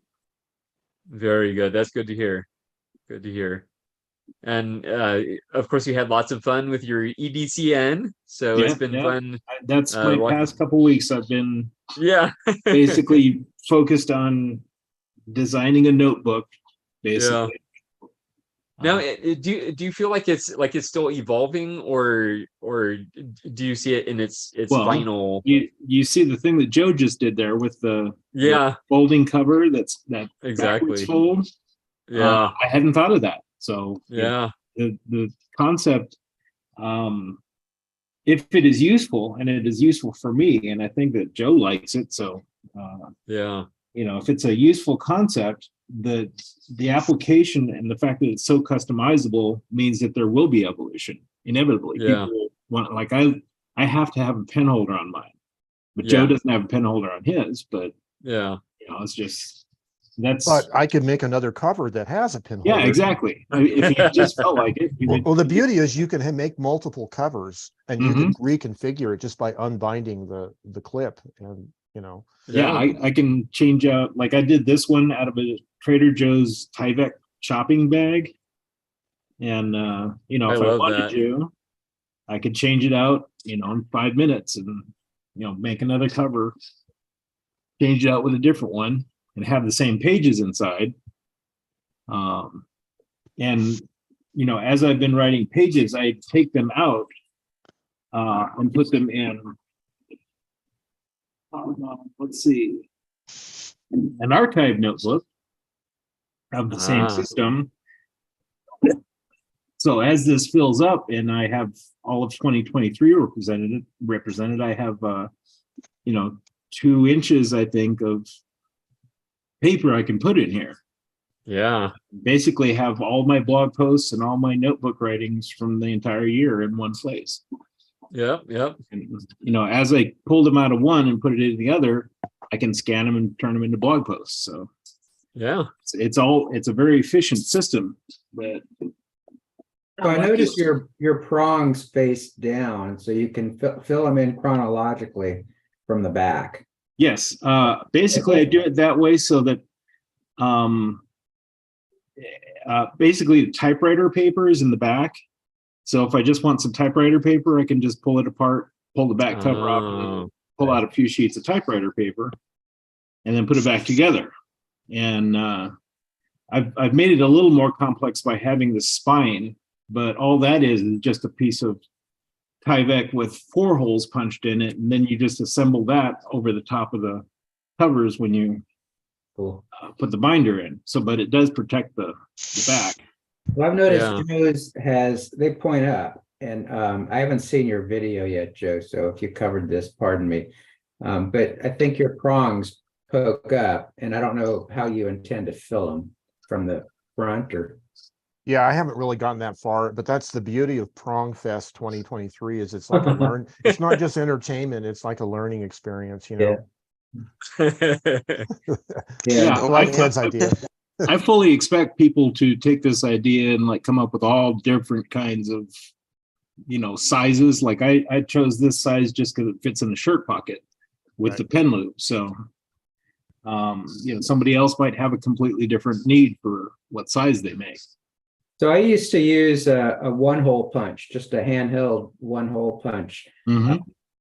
Before, when I couldn't find the right size hole puncher, and I forgot why the standard one didn't work. It was a few years ago, but I ended up, you know, I'd have a hole punching hour where I'd get some paper, cut it to shape, and then just punch whatever it was, 3 holes or whatever. So it would work, and I'd have a stack of papers like that. So it was, you know, that's a workaround for not being able to find the press down punch. Yeah, I'm somewhat impatient because I've spent, you know, 15 years of my life running paper drills that you can take a stack of paper and just drill 3 holes in it. Yeah. And so I'm used to industrial machinery. So I'm always fascinated when I can come up with a solution like some of these older punches are just fully configurable, like this Wilson Jones Hummer. It it basically it has backstops that you can move back and forth, and these towers you can move back and forth. You can even take them out and put new ones in. So like if I have 2 of these, I can strip one of the towers and put 6 holes in here. And it's, you know, pretty versatile. Yeah, it's very versatile. So it's more like a piece of industrial equipment. So it really is the Hummer of hole punchers. Yeah. The Wilson Jones Hummer. Well, Brian down in Tucson found one, and he's kind of making like, I might give this to you so you can have 2. And I'm like, all right, but it's a really good puncher. You'll be sorry you gave it away. But yeah, so anyway, that's what I've been doing lately. Notebooks and, you know, correspondence and celebrations. Very cool. Very cool. Well, it's always good to see you, Ted. Well, thank you. It's good to see you guys too. Excellent. Cool concept. Yeah, definitely. And I can't help but think, you know, having worked in retail, you know, most of my life,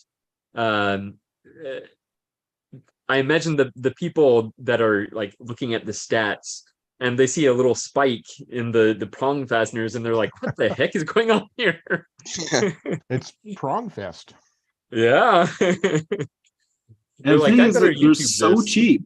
I mean, yeah. How much does it cost for a box of those brand new from Amazon? Oh, I forget it. It's like $5, isn't it? Yeah, $5. like that. Yeah. And you get 50 of them. So it's like, you know, a nickel a piece. Yeah. So make stuff. I was thinking if your archive ever fills up, you know, they also have the prong fasteners that hold up to 3.5 inches of paper. Yeah. Right. My goodness. Imagine flipping through that though.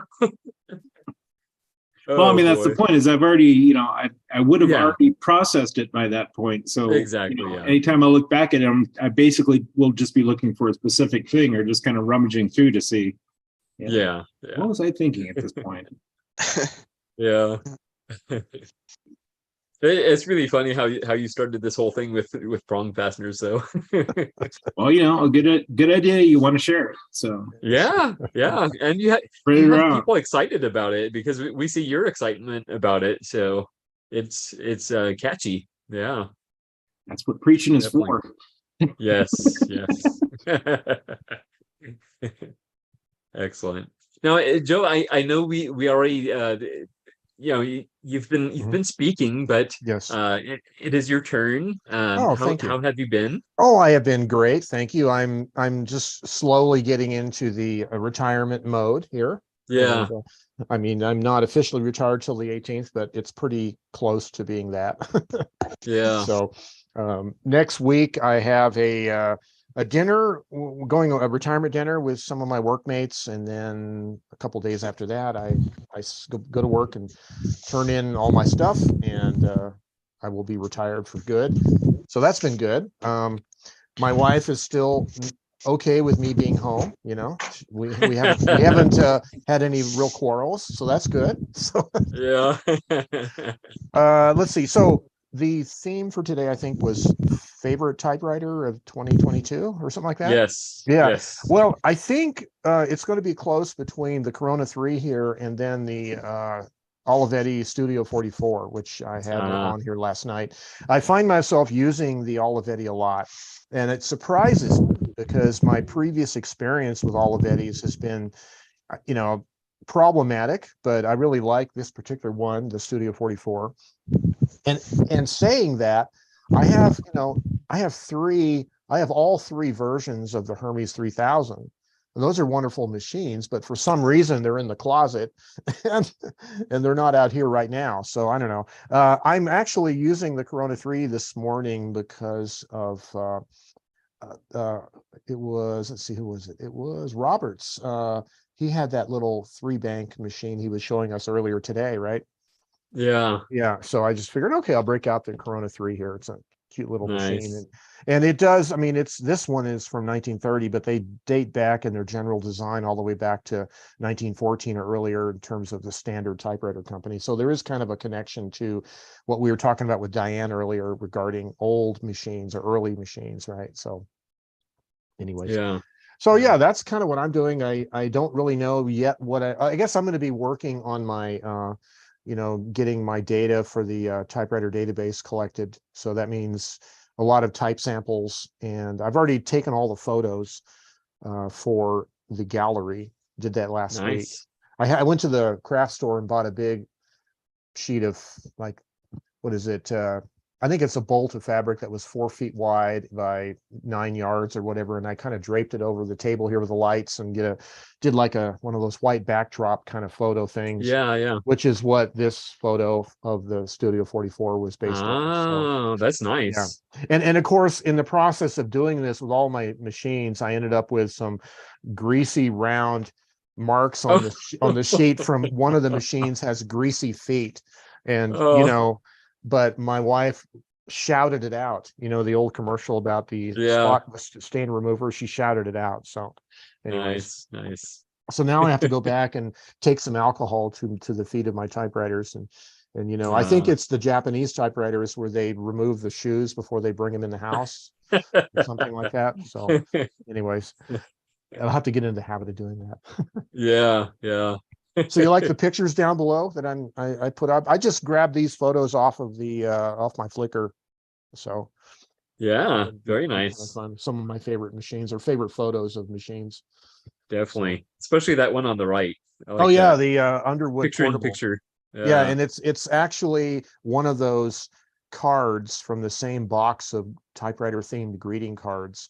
And I put that on the front of that little sketch journal from very nice. A couple of years ago. So yes, and you'll notice up around right here on the bookcase is the Typewriter Revolution book. I actually had that book, and for some reason I must have let it get borrowed for somebody, and I lost it. So I recently rebought it. Ah, Because you got to have that. It's like essential library kind of material, you know. yeah, definitely. So I have way too many notebooks now that I can ever use. In fact, I was thinking I have a shelf over here that you can't see. I have like commercially made journal books, like packs of them I've never Yeah. used. And I have these that I made that I don't know what I'm going to use these for, because most of my journaling is actually in either my sketch journal book here, or it's typewritten, So I Yeah. don't know, but maybe I'll give these away. And maybe there's What? other people that would like them. So Yeah. One idea for you is to put it in that little free library you showed oh us. yes, that's right. But I'll have to put a note on it saying this is a journal book that you write in, Yeah. because people don't understand what it's for, So anyways. So my wife and I, we actually have a little free library that we were the stewards of. Oh. And so we were in the habit of, we had a little guest book that was intended to stay in the little free library, and people would write these wonderful comments in there. Occasionally we'd get graffiti in there, but that's okay.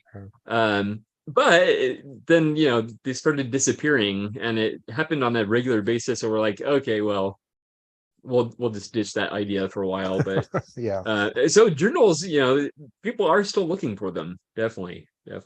Well, maybe I'll put a cheap ballpoint pen with it, because I do have a bunch of cheap ballpoint pens also. So there you go. And then that other the wooden paper roll note taker thing that nobody wants. I think I'll take it out of the box, out of the library, bring it home. I think I need to make a little attachment on the bottom where the paper stays underneath a little clip, and then I'll include a pen with it and a little note about what it's for.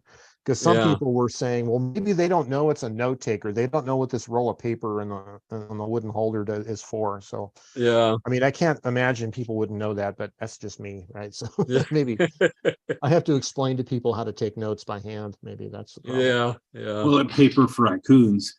Oh yeah, that's true. That could be. It could be like yeah. It's very bad toilet paper also. So Yeah. So I've been told. So raccoons don't have high standards. No, they don't. Yeah. I don't think we have raccoons in this part of town, maybe down by the river, but probably coyotes. Well, for sure coyotes. So yeah. And I don't think coyotes read. So no. Do poop. Yeah. So that's what's going on with me. Nothing too bad.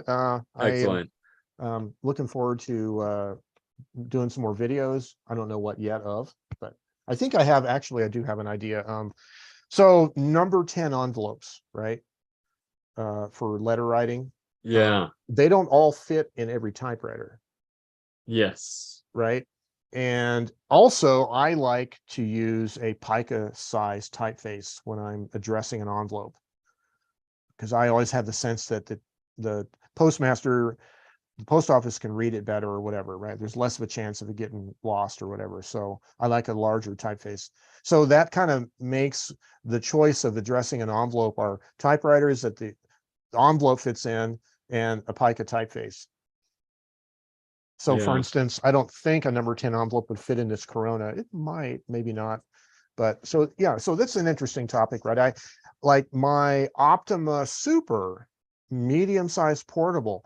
A number 10 envelope will not fit in that. Okay. On the other hand, my little Royal Mercury, it will fit in that. And that Royal Mercury ends up being my default envelope addressing machine, because it has a very nice, precise, clean, modern looking typeface, pica size. Keep in mind that Germans do not use number 10 envelopes. That's what I was thinking. I don't know what the standard for A3 paper is for envelopes in Europe. A4. A4, I mean, sorry. A4? Yeah, A4. So is there an envelope? 200 millimeters, I think. Okay. And they just call it an A4 envelope, or? Yeah. A4. Okay. Very good. Does it fit in an Adler? It does. See, there you go. Yep. We can solve these things with our brains. Well, this is assuming that we use them and that we have them, but you know. Yeah, so if Joe, you have German machines in your collection, that maybe means Yeah. you can't use number 10 envelopes, you know? Yeah, So I can't fit Exactly, yeah. any in my Triumph either. My Mhm. Perfect. Well, my Oh. Olympia SM9 will fit at number 10. Mhm. So not all Germans. Mhm. Well, the SM7 will fit a number 10, but I have to kind of bend one corner a little bit to make it work. It's just a little too big. Oh. So, that is not also true on the SM3 because there's a lot of space on that side. So it doesn't fit in the platen, but it does fit in the carriage path. So Okay. I'm pretty sure it's not on purpose that it does work. It was just Now, accidentally worked for Americans. Yeah. They do also have, it's called a number 9 envelope, which is intended to fit inside a number 10. I wonder if that's small enough that it would make up the difference, or Yeah, it would probably be a half an inch shorter and at least a quarter inch as tall, less tall. So in order to fit finding in number 9 envelopes might be a little tricky, right? Yeah. Yeah. So Joe, possibly at Staples. the last letter but- I sent to you was in a number 9 envelope. Oh, okay. Which is 5/8 of an inch. Well, nah, it's more like, right. It's Find you. I don't know. Maybe it's more like 9/16 shorter. Oh, okay. Yeah. So I have both here. So that's a number 10, and then a number 9. Can I show? Does it show? Yeah, it shows. Wow, quite a bit. Yeah. Yeah. Yeah. It should be. So that and might the be number something 9 to cover in your video, Joe. with, What's that? with the window. Oh, yes. Fits inside a number 10. Yeah. Oh, Excellent. nice. I'll have to look for some number 9 envelopes, maybe. They don't come up very often in thrift stores, No, but they're at no. Staples. Anyway, here they are very common. Very cool. And it just happens that I was gifted a whole box of 500, I think. So wow. 8.5 inch wide American size letter paper fits in a number 9. Correct. Okay. Fantastic. Yeah.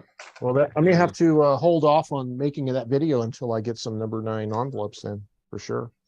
Well, I know sometimes they're included like in junk mail, like if with the with bills, yeah. That would be a number 9 envelope. You get 6 3/4 The City of envelopes too, that Ottawa. way.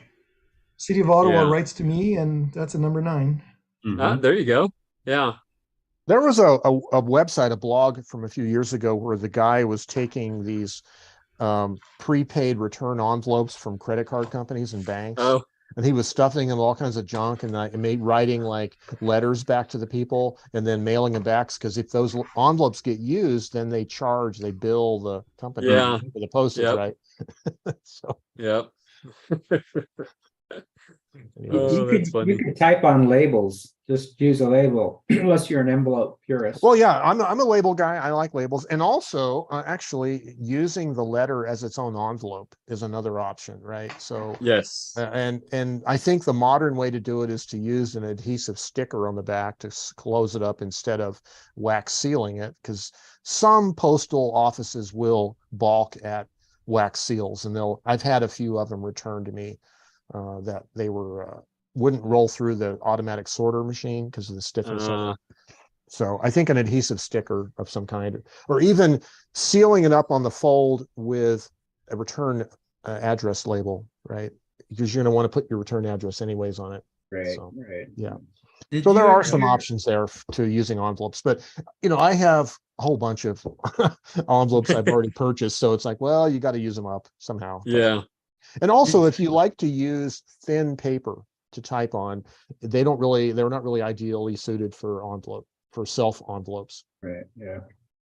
Did you ever hear the book Steal This Book by Abby Hoffman? Oh, yes.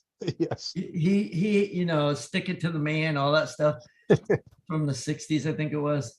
But he has in there and put a brick, tape the envelope to a brick because they have to pay the bill on the, I was thinking about that yesterday. I was throwing away some junk mail and I said, why don't I just save this envelope and I can just change the return address and send it. You do have to be careful because some of them they've taken to barcoding the backs of the envelopes with your address or your mailing information. Yeah, you have to cover up the barcode. Yeah. So, or I'm not advocating this because it could be a federal crime to do this. But. So if you see a barcode on the back, you have to Sharpie it out. Yeah. Okay. I ended up throwing it out, but it did cross my mind. So I have a question.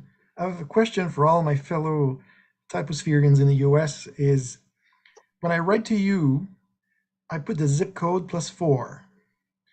But nobody seems to give me their address with a zip code +4. Yeah. So why not use it? Yeah, the +4 numbers were something that the post office instituted maybe 20 years ago or something like that. And it's not necessarily, it's not absolutely necessary. If you just use the regular 5 digits of the zip code, it'll get to you. But the +4 kind of defines it down to a particular smaller area geographically. Also, have you met Americans? Yeah, yeah. That's another good point Ted raises. No, but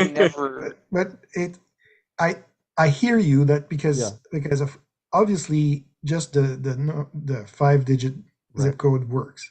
Right. But the USPS website says it's faster if you use the zip +4. Yeah. And I've started using zip +4, and since then my letters go faster to the US. And I don't know if it is a true good experience because there's a moment in time when maybe during COVID things were slower, or for other reasons things could be slower. But I've had great speedy delivery with the zip +4. It just seems to have coincided for me with it takes 7 to 9 days. And I use it that's great. on mine. I put it on mine all the time. Yeah, I think the reticence to using it on a lot of people, and maybe I'm just speaking for myself, is, I know my zip code's 87111. But I don't know what the other 4 are. Yeah. I don't know. I just don't remember it. So yeah. I use it so I will remember it. And I've had mail returned to me that was exactly right, the zip code with the +4, and it was returned to me. But I mean, I've had it the other way too, where it was returned to me. So it doesn't guarantee, but maybe it will be faster. I never knew that. Maybe it is. I don't know. But well, I'm assuming that they would sort, if there's already a +4 number on it, they would sort it in a mail bag that the mail carrier could drive it. The guy that covers that area, those blocks, it probably goes immediately into his section. So they don't have to do any, who's Joe Smith? They'd have to, otherwise they have to look at the street address and figure out what the +4 district number is or whatever. Yeah. So the other thing that I learned by reading the Canada Post addressing standard and comparing to the USPS is that they both have the same, and they say don't use any commas or periods. Yeah. And don't use any commas, don't use any periods, and write in uppercase letters.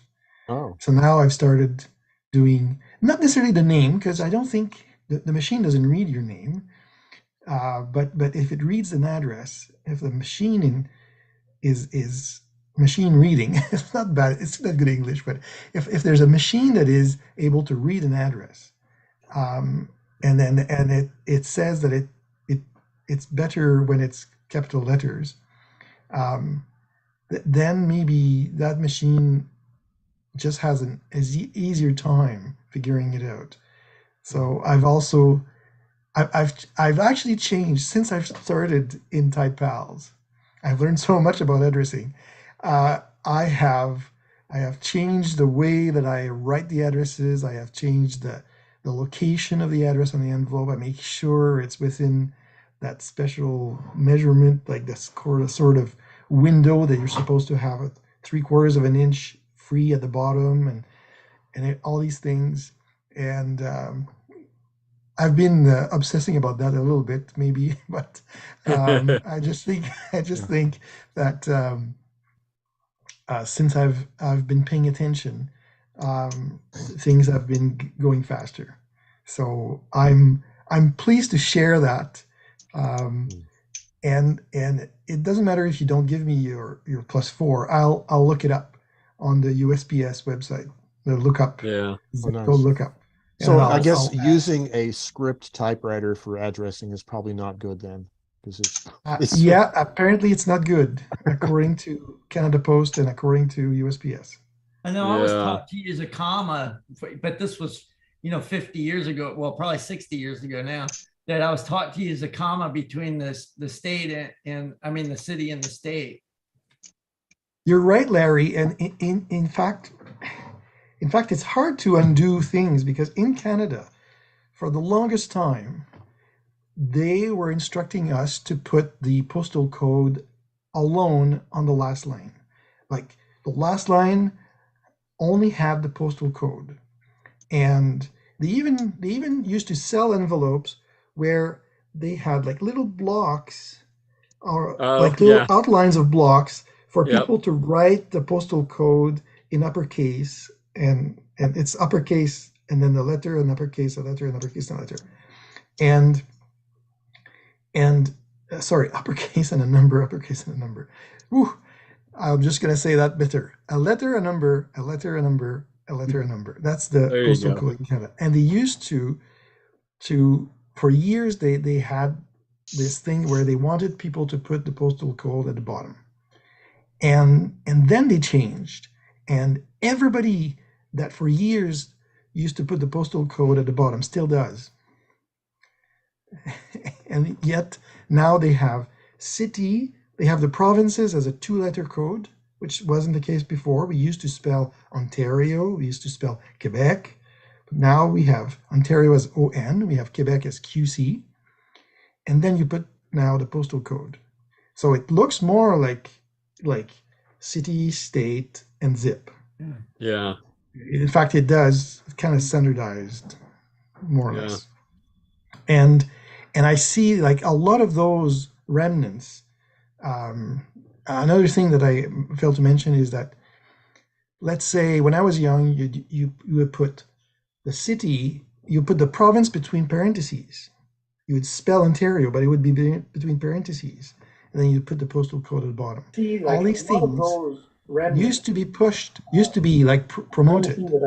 And they change all that. But it's very, very difficult, I think, to change habits. And myself, I only change the way I address letters based on the fact that I've joined Type Pals and I'm writing to more people. So that's what changed it for me. Perhaps you could write up your findings and post them in the Type Pals forum. Oh, I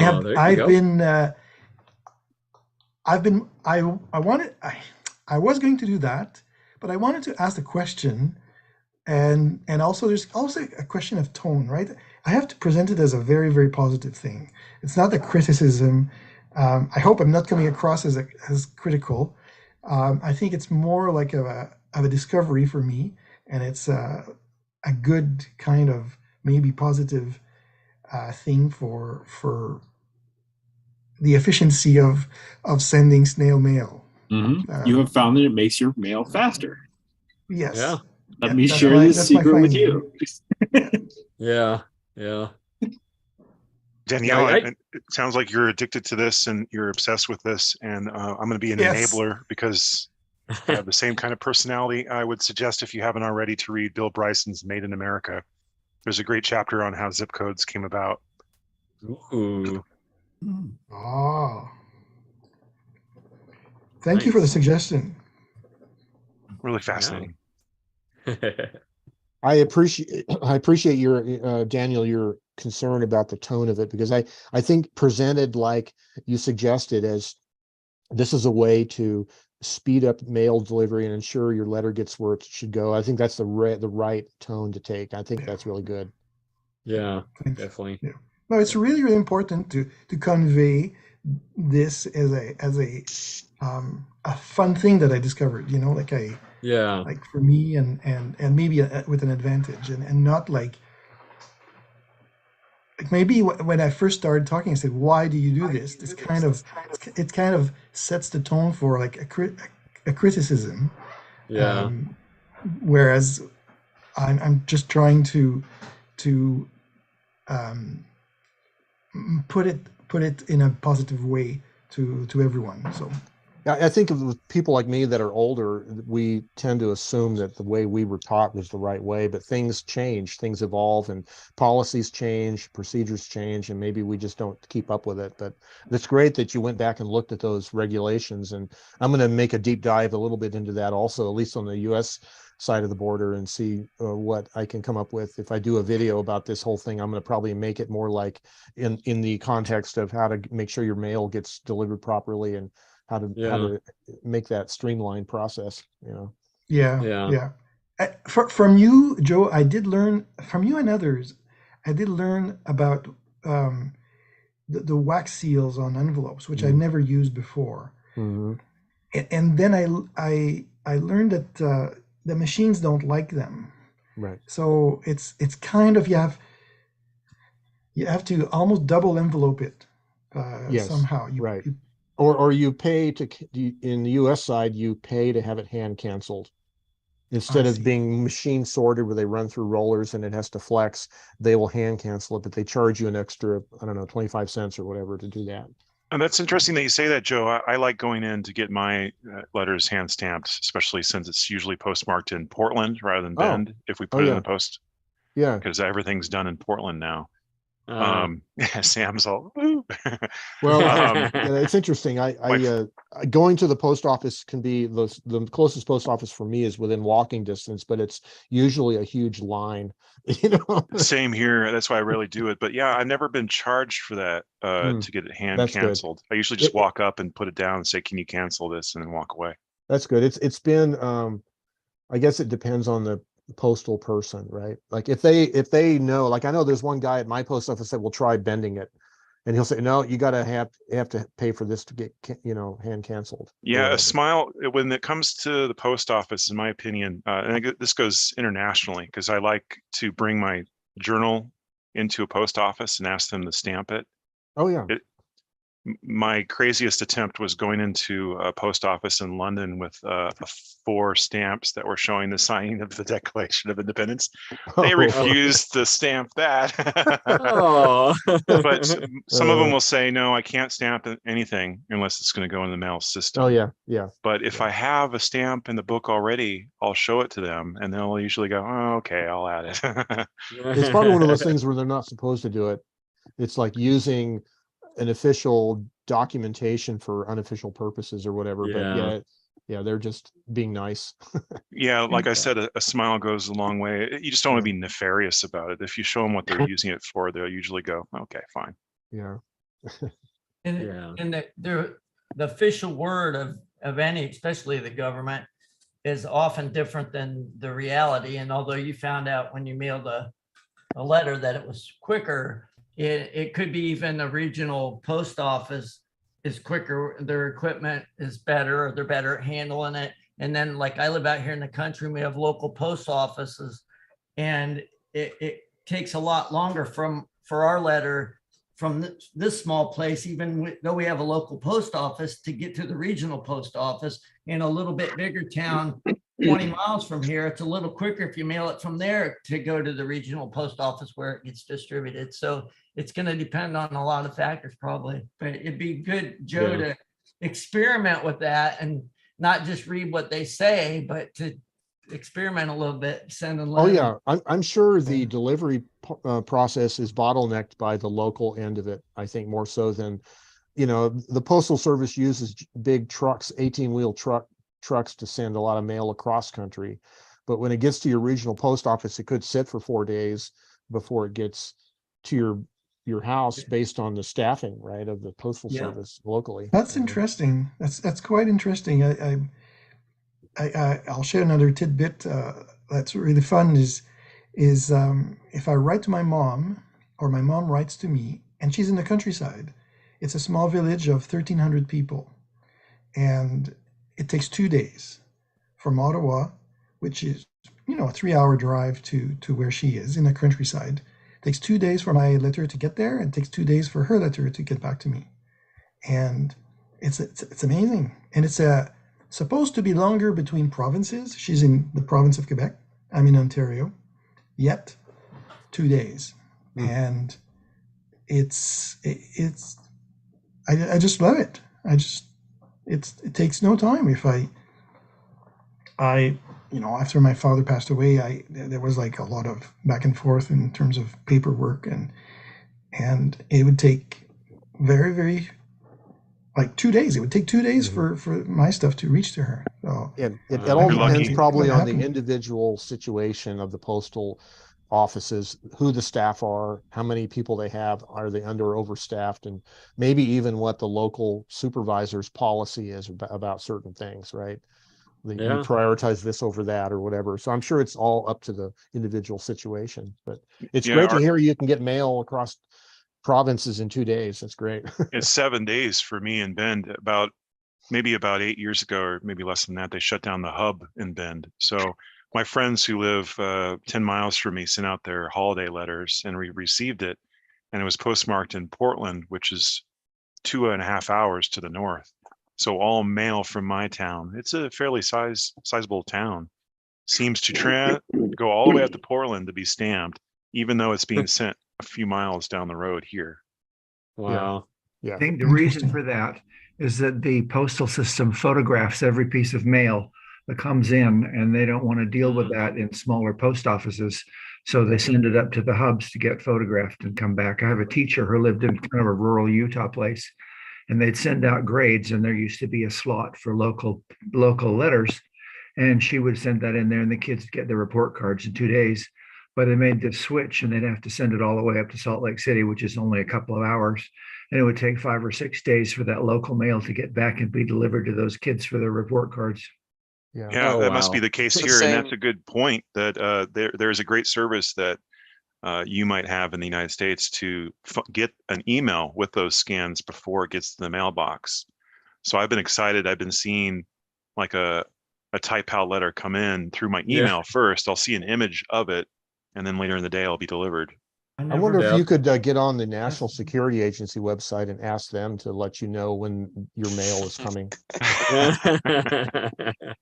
Yeah, I was going to say it works the same way here too, where it's actually got to go across state lines here to get to the Twin Cities to be canceled before it comes back. Wow. Peter, nice machine. Thank you. Is that a 5? 9. 9, nice. Excellent. Yeah. And it's a good contender for the typewriter of 2022 for me. Oh, you just got it this year, huh? No, I haven't gotten. I got one new typewriter this year. I'm in 2022 this year. This was not one of them, but the only one that did get I got this year that did really get used was that Royal I had out here earlier, the electric one. Yeah, I was eyeing that. I can't get that thing to work right. Oh. I just put a brand new ribbon cartridge in, and the take up spool isn't spinning, so it's just so you open the top up and there's ribbon all over the place. You got to take the cartridge back out. But yeah, that one, I wish I could get that one to work good. If that one was working better, it would absolutely take the typewriter of the year spot for me. Yeah. But this one looks really nice though. Yeah. Yeah, it's in pretty good shape. The only thing it's missing is the pencil thing up here. It has a JJ Short Platen in it that I had redone. And it types very well. I've never had a machine though that beats on its platen as much as this thing. As I said, it's a newer JJ Short Platinum, I can already feel in spots and see where it's starting to ridge again. I have never had a typewriter beat on its platinum and this hard. So wow. That is the ultimate office typewriter for multiple carbon copies. Then the reason they loved it because that thing freaking smacks hard. So not surprised that it's starting to already give. You probably need 2 backing sheets at least in there to try to protect that platinum. Yeah, and the thing is, my backing sheets, I mean, this one's beat up with probably hundreds and hundreds of pieces of paper through it. Oh my goodness. This is 65-pound cardstock. Yeah. Wow. Or at least it was. Yeah. The ultimate office typewriter right there. Yeah. Wow. So yeah. Do you see a lot of Olivers in your area, considering you're relatively near Woodstock? I'm not sure. I'm a bit farther north, too far north, I think, for that. As I'm up in sort of the west central area of Wisconsin. Oh, okay. So, yeah. I got mine from Wisconsin. It came in the mail. Yeah. Really surprised it made it. Yeah, I haven't had too much of an issue with shipping typewriters to and from me here, but I mean, if you pack it well enough, it'll make the it can make the trip almost regardless. Yeah, we did actually. There was a couple of Wisconsin-made typewriters. Harris and Molly were Wisconsin-made. I've been looking for either one of those. Maybe someday I'll get my hands on. I saw Oliver 9 yesterday on shopgoodwill.com. Oh yeah. I think it started out at $50 bid, and I haven't seen it go up, but I think it was out for 7 days. It's supposed to be out there. It was Oliver 9 and it had the pencil holder on it. So I thought, wow, I'd like to get that for just a pencil holder for $50, but it's not, it's not going to go for $50. Yeah. Although you never know. But anyway, but in case anybody, and I don't need an Oliver either. So. Yeah, I've found some interesting typewriters when going through the antique stores up here. I've bought a lot of them. As a matter of fact, I haven't bought any this year that Royal I got for free. I think there was one place had a very early Smith Premier. It was missing its carriage, but it was an early Smith Premier. That same place had an Erica German typewriter with a manufacture date of 1936. So that would be an interesting specimen of history right there. Oh yeah.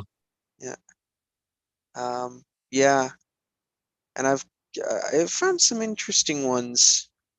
I managed to land a pretty nice, this was a couple years ago, I landed a pretty nice Underwood 5 that just needed a new draw band. I just fashioned a new draw band for it. But yeah, this one I don't remember where I got this one from. I mean I got it off of eBay, but I don't remember where it came from. Oh, okay. But yeah, it's in pretty nice shape overall. It's got all its paint still. It's even still got, you can even, let me take the phone out of its holder here. You can even still, for the most part, read the top here. Yeah, this was one of 2 machines I put new platens in. This one and my Corona 3, which Joe was talking about. Corona 3 is going back into the early teens. Mine's a 1917, I think. I think this is an 18. Was your platen cracked a lot and really, hard? And I'm sure it was hard, but was it cracked up a lot? On this one? Yeah. This one looked honest. To be honest, this one was interesting. The platen on this one was, well, first it was ribbed. It had that kind of ridging thing going on, and it had turned white in several areas. Oh wow. The only one I've seen do that is on Oliver's. It's the only place I've ever seen that happen. Olivers have a unique color to their platen. I've seen that if they're cleaned well, they're almost like a light blue in color. Maybe that's just the age, but I've noticed that only for Olivers. Maybe they did. Maybe they used a different formulation. Perhaps that was because of that hard striking. They used a little bit harder formulation or something. I don't know. Did you consider replacing the paper rollers on yours too, or are they looking pretty good? They're looking pretty good, to be honest. I do have to have paper rollers replaced, not on this machine, on my Royal 10, but no, they look pretty good. And I did take this platen completely apart, which of course, you know, is not hard. You need a good notes to do it. Yeah, but yeah, they looks like the paper rollers are actually pretty good. So yeah, I remember taking them apart. Peter, taking those apart is not hard at all. It's putting them back together. Oh yeah, even that wasn't that hard. Yeah, not too hard. Yeah. I'm concerned now about getting it covered by JJ. Not that, I mean, I've got other ones covered by JJ Short and they're great, but I wanted to get my Oliver done. It's the only one I have that's cracked, but it still works fine. And I'm like, well, I wonder. So are you thinking that it's not a lot better? Or? Oh no, it definitely feels better. Well, I meant but it's when just you type. Oh, yes, definitely. Oh, okay. It's maybe not as big of a difference in volume. It's still a pretty loud machine, whether it's got hard platen or soft platen, but it definitely feels better to type on with the new platen. By a mile, in fact. So did you put a hook on your drawband so you can just easily hook it back up to your No, this is how it comes. This is how they just are. Well, mine, I have a hook on the drawband so I can hook it back up when I take, but mine's not a 9 now. So okay, yeah. If yours, I don't know about the other ones, but I know on the nines they have that hook on the drawband, like just see if I can get a image of it. You have original drawband on it. Yeah. Oh, nice. Maybe mine is a 9. Oh, with the there's that hook. Oh no, mine's a 5. Mine's a 5. Okay. So I have to hook the drawband up. Yeah, there's the hook. And yeah, this is the original band. And okay. And just catches I think okay, cool. The newest patent date I'm seeing on here is 1913. Wow. What's your serial there on the back of the bar? On the back of where? There should be one on the back of the platen as well. On the back bar. Yeah, right here? there. 964774. 964.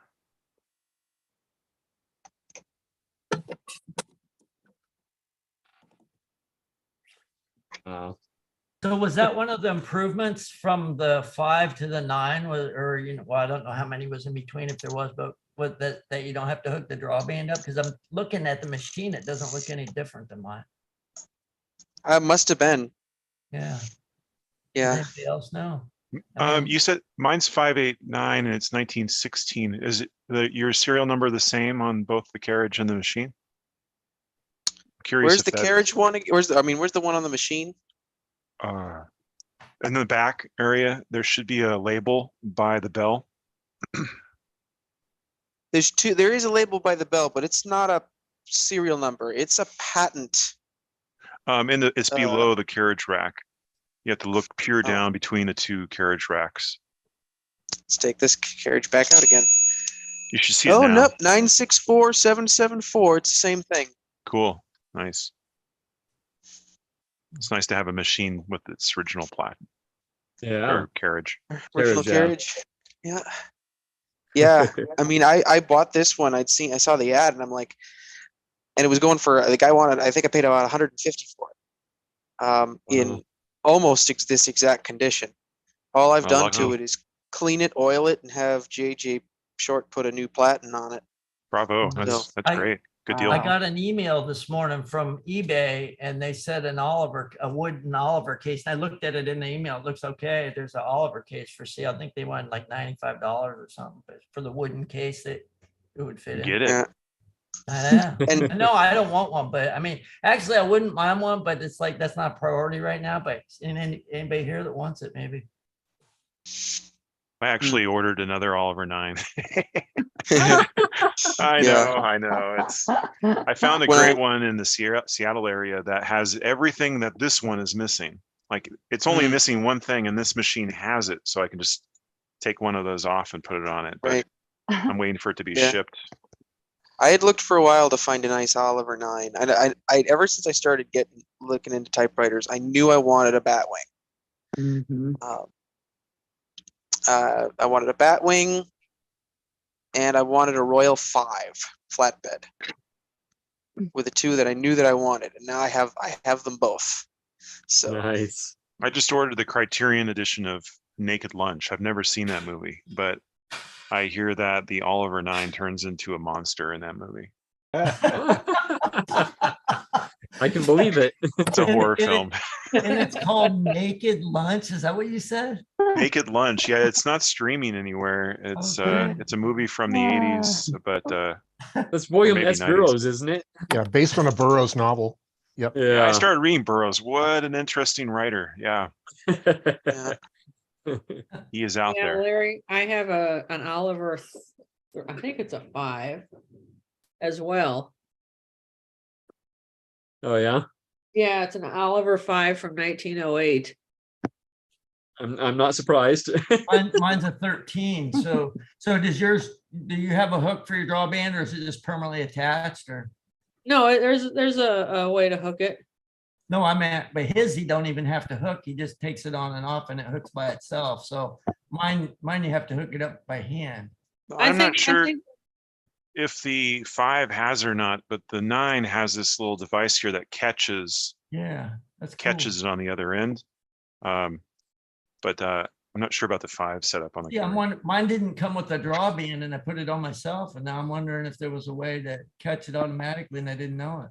I don't think so. I think if I recall correctly, it's been a while. It's so heavy for me to lift right now at the moment that it's like it stays on the bottom shelf, to be honest. That's why I wasn't worried about a case, because I'm not going to carry it around. I mean, it's nice, but Larry, just get one of these.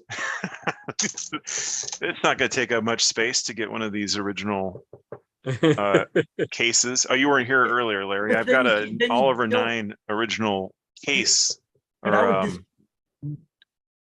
box that came in. I would display the case. I would display the case, which would take up more room, because I also display the typewriter with the clear plastic cover. Well, that's what I'm doing here. I'm going to put this, I'm going to make, I'm not going to damage the box at all, but I'm going to install some legs on the bottom of it through the holes that already exist, and somehow electrify it where there's going to be lighting within it.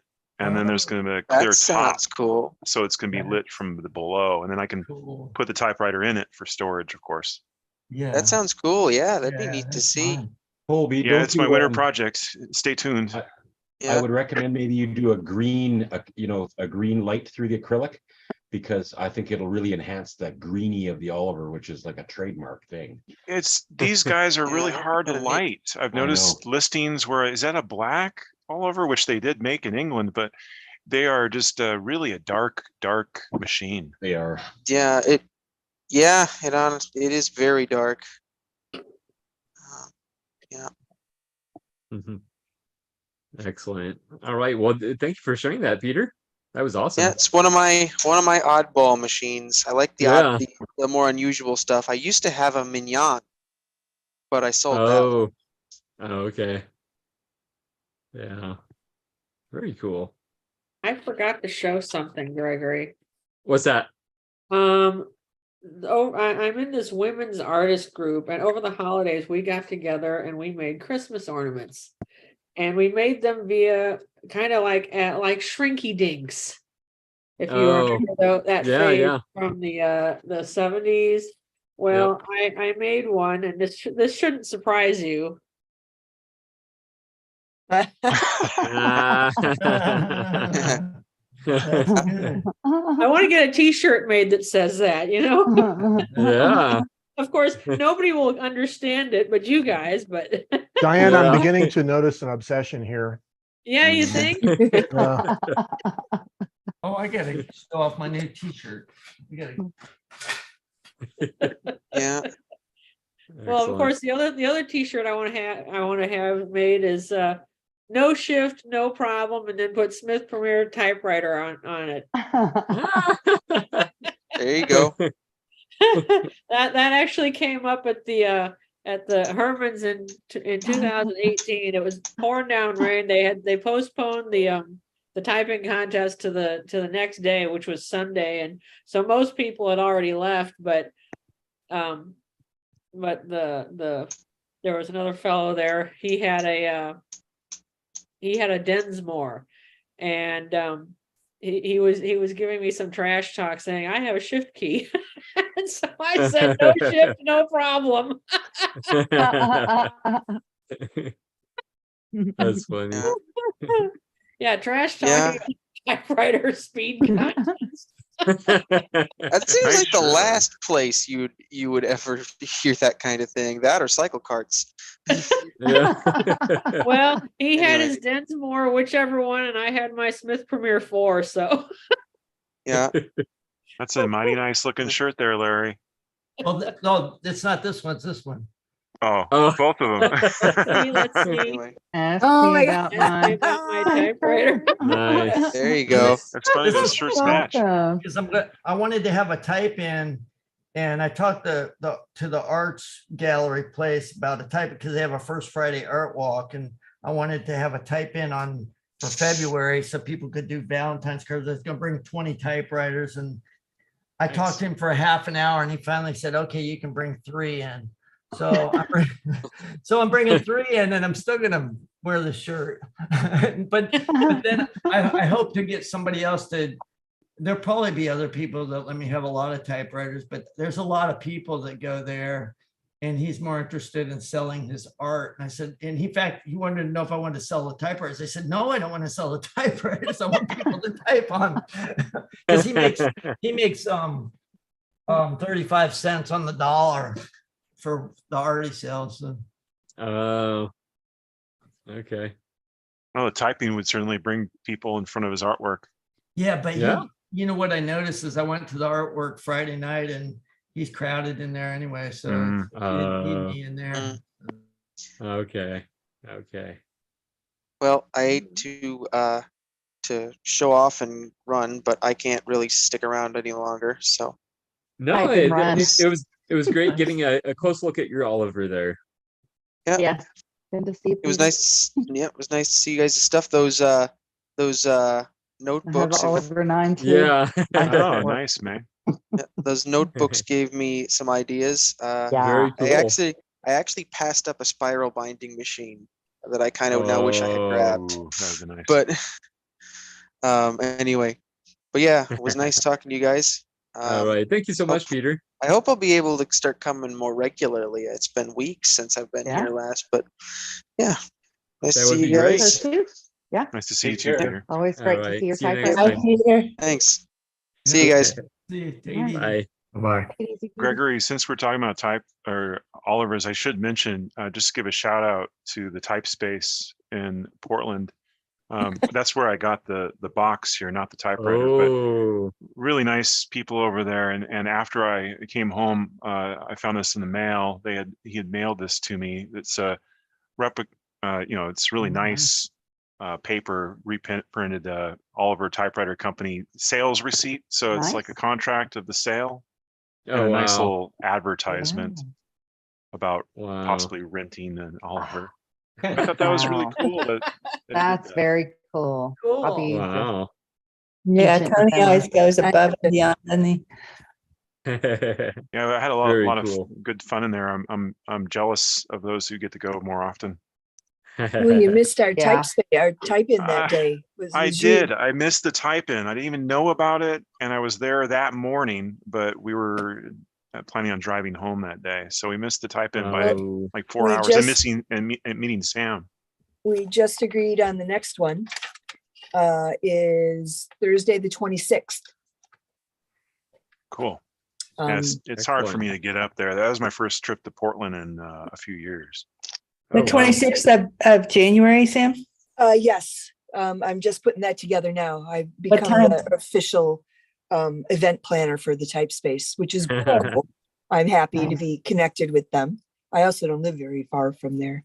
And the last one, we did the letters to Santa, of course, and it was kind of crazy. We were coming in and Tony had some people there, and the place is just like, where are we going to sit? And we brought in all these tables, and we figured it out. Only about 8 people showed up, but it was very cool. And Erica, she brought this cool paper kind of stuff she picked up at a resale shop or whatever. So we provide paper, we find cool stuff.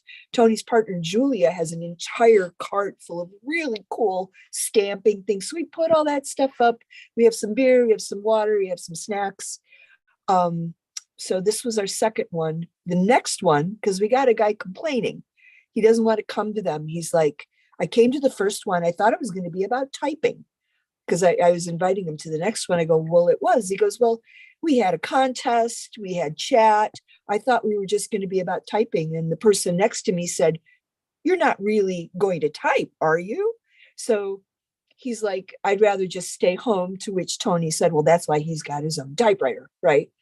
So, but this next one, instead of being, we're breaking them up a little bit, is going to be like a writers for writers, or a chance to write a poetry or a story. And of course, we start out with a little, hi, I'm so-and-so, and I'm a typewriter enthusiast, instead of like, what do they say at the 12 steps? Hi, my name is so-and-so, and I'm alcoholic. Hi, I'm Sam Bones, and I'm in the rabbit hole. And do a brief, thing, and kind of tell people like you're new, take a typewriter, Tony's there to help you. And then spend about an hour or so typing, making up a story, making up a poem, typing a letter, whatever you want. And then seeing in the last, say, half an hour, how many people would like to actually read their story for us. So something like that, where I don't have to do quite so much work, and that kind of thing. So I think that's what it's going to be for the next one. We were going to have it the week before, but Erica's in school and I've been just like a little bit behind, and it's still very casual. I think Tony wants them every 3 weeks. I'm like, once a month is pretty good, but we're working on it. We're building up the, if you want to, send me your emails so that I can put you officially on our email list, which is still officially coming out of my own personal email, until I figure out, I don't know how to do MailChimp or any of those things. So still working on it. But anyway, yes, there's another one coming. Cool. Keep me on the list, Sam. I don't know if I'll make them, but I always like hearing about them. Definitely, and then you can, say, oh, here's one coming. I can kind of time it. Yeah. So I have a new Very typewriter. cool. Oh, You have a Larry, new typewriter? I do. Larry, I was going to say about that Oliver you're looking for. I got into some new estate sale kind of things, auctions, looking for one. And here was folding Corona that looked really nice. Let a lot of pictures. I saw it 5 days before, $60. Wow. There was a seller's fee, 20%. And I asked them, I wrote them, no, it doesn't have a box, but it would be like $42 to send it. So they were expecting $200 to $300 for it. So I'm watching it. 5 days go by. I'm like, someone's waiting on me. Put the hammer on the last one. Forgot about it. Got in about 45 minutes after it ended. Went for $62. Oh my God. Oh. So, Wow. but never fear, because an estate sale popped up this weekend, yesterday, with a picture of Corona 3. Nice. Got my little folding Corona 3. Hey, What a beaut. Nice. Ooh, Let me nice unfold paint. it here. And a sticker or a The label. sticker. Yep. That's beautiful. Cool. Yeah. This guy up here is nice. This place is no longer in existence. I tried to look him up last night. Big Is that the surprise. narrower version with the doesn't have the shift on the right side? It has the shift on. It doesn't. No, Yeah. It's 1914, I believe. My Oh, yeah. oldest one. Does I it have think ball in the bearings? 20s they went to the larger, like mine, that has the shift on the right and left. So that makes it even more special. I think it's even narrower. Yeah, it's the patent. You were talking about patents earlier, and I'm not quite sure how the patent applies to typewriters yet. But this one patented in 1904. Oh, yes. That was when it was the Standard Typewriter Company, which is very cool. Yes. Yeah. Sam, can we see it again? Yeah. I'll give you 65. I'll give you 65 right now for it. No, but that wasn't it. I know it was another one, but it just goes to show what it's worth. Does that have the ball bearings in it? In the arms? Where would I look? Look down into the basket. It would be at the arm connections. The other way. It's underneath the platen. So if I lift it up, sorry, this is a new machine for me. So I want that. Like some of the older machines have the ball bearings in the actual arms. Where would I look? Yeah. Well, let's see. If you hold up the actual machine facing the top, looking towards us, so fold it back. Ooh.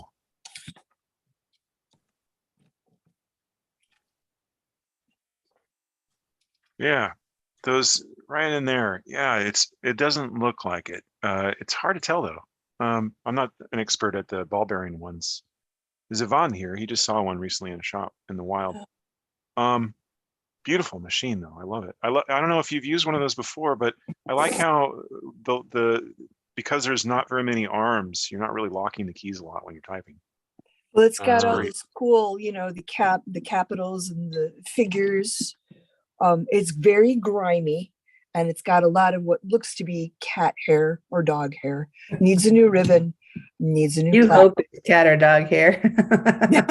Probably Yeti hair.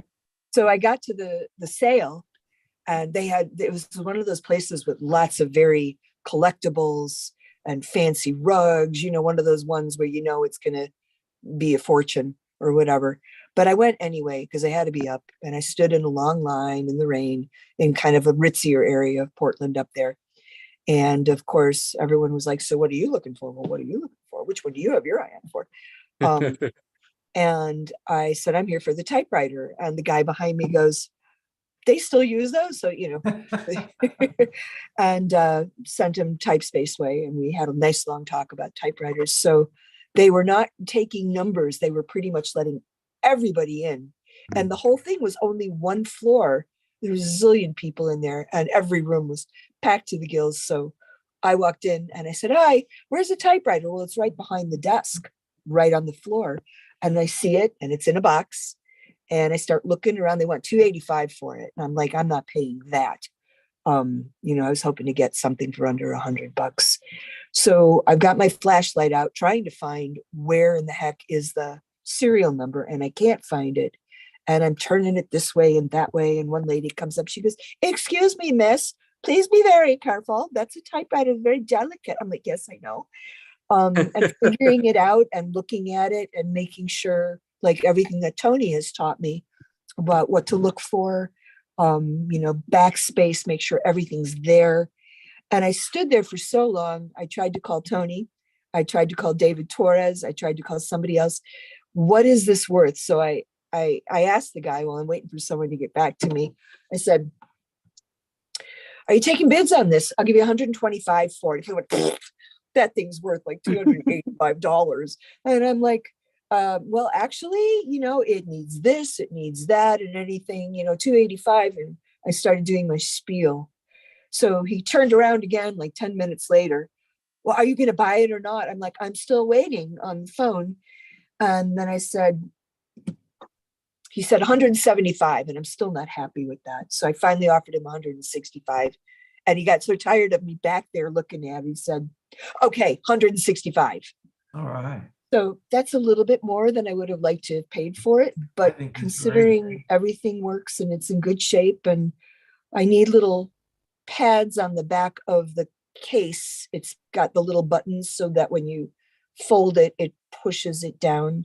And I could probably buy some pieces from the local store like they use to put underneath your chairs and cut them out to the right size and clean her up. clean her out, clean her up. Sam, one suggestion is to add something in between when you fold it, so your the metal is not touching on either side. Like I a just add a piece of felt, but it protects that fold on either side. You might good see some idea. Yeah. metal that's been. I use a little microfiber hand-sized cloth thing, just fold it over the keyboard. Yeah. I totally forgot where the serial number is on these guys. It's underneath, behind, in the back. Oh, you found it. Okay, good. Yeah. It's yeah. Now if it's set for now I know you're going to mess with it, but if it's set for ages with cloth in there, would that be a source of corrosion at that point? Well, I don't plan on having it sit for decades, but I understand that, but I just thinking ahead, if it ever set for a long time, you might not want it in there. well, if it got wet, maybe, yeah. I wouldn't think that this would cause any damage in the long run. It would here with the moisture in the air, but if it's a painted surface, it would take a lot longer for it to damage it too. But if there's bare metal under it, I'd be cautious about leaving something long term under there. Yeah. Yeah. This plastic or something, and then plastic breaks down, but it doesn't corrode it. Maybe It could be an easier way of just maybe wrapping a rubber band or something on either side. Or yeah. This one does have ball bearings. Where are you seeing those? I'm actually, boy, it's hard to. Blinded. It's blinding. I'm sorry. But if you point I'm to where to look. Right in there, and I shined a light in there, and it's So if you take off the carriage, wouldn't you be able to see it? Aren't they flat in there with some kind of- it's got the ball and the truck on it. Yep. Okay. I'll have to look. The little it looks like a cog, but I learned that was called a truck. So but yeah, it's kind of hard to look in there, but yeah, it is in there. Yeah, I see the ball. I just barely saw it in there. But that's the ball that the carriage rides on when you move the carriage back and forth. That's not a pivot point ball, which was what I understood he was talking about. But is that what he was talking the early about? machines, each arm, sorry, I'm not that great with my terms of typewriters, but each arm would have 2 ball bearings within in that row there, as I'm playing the screen. But yeah, let me find a picture. Yvonne was traveling to Oregon and he found one in a shop in Southern Oregon. Yeah, this one is actually different from yours in that it's got that L-shaped bracket here. It's not a solid piece. That's different for sure. Yeah, it's different. It's cheaper. I remember Ted bringing that out once at some point. But yeah, this bracket's not it's solid, but not like yours is, Colby. I don't. Is that a later model? It's 1920. Yeah, So, I mean, yeah. it seems like they always try to figure out ways to cheapen things later. And that's what they did with this, because you can see it's not really a solid bar. You know, the interesting thing is my 1930 machine has the more solid pivot bars. Wow. Yeah. Along with the shift buttons on both sides. So maybe this one doesn't. Maybe the one-sided shift machines were built cheaper and then the two-sided ones were built differently. Who knows? No, they just figured out those brackets didn't work very well and they switched back. Yeah, there's Ted. Yeah, you hear his name. But yeah, this one has those basically the brackets for the arms. Okay. I love that they're so small and light. I know.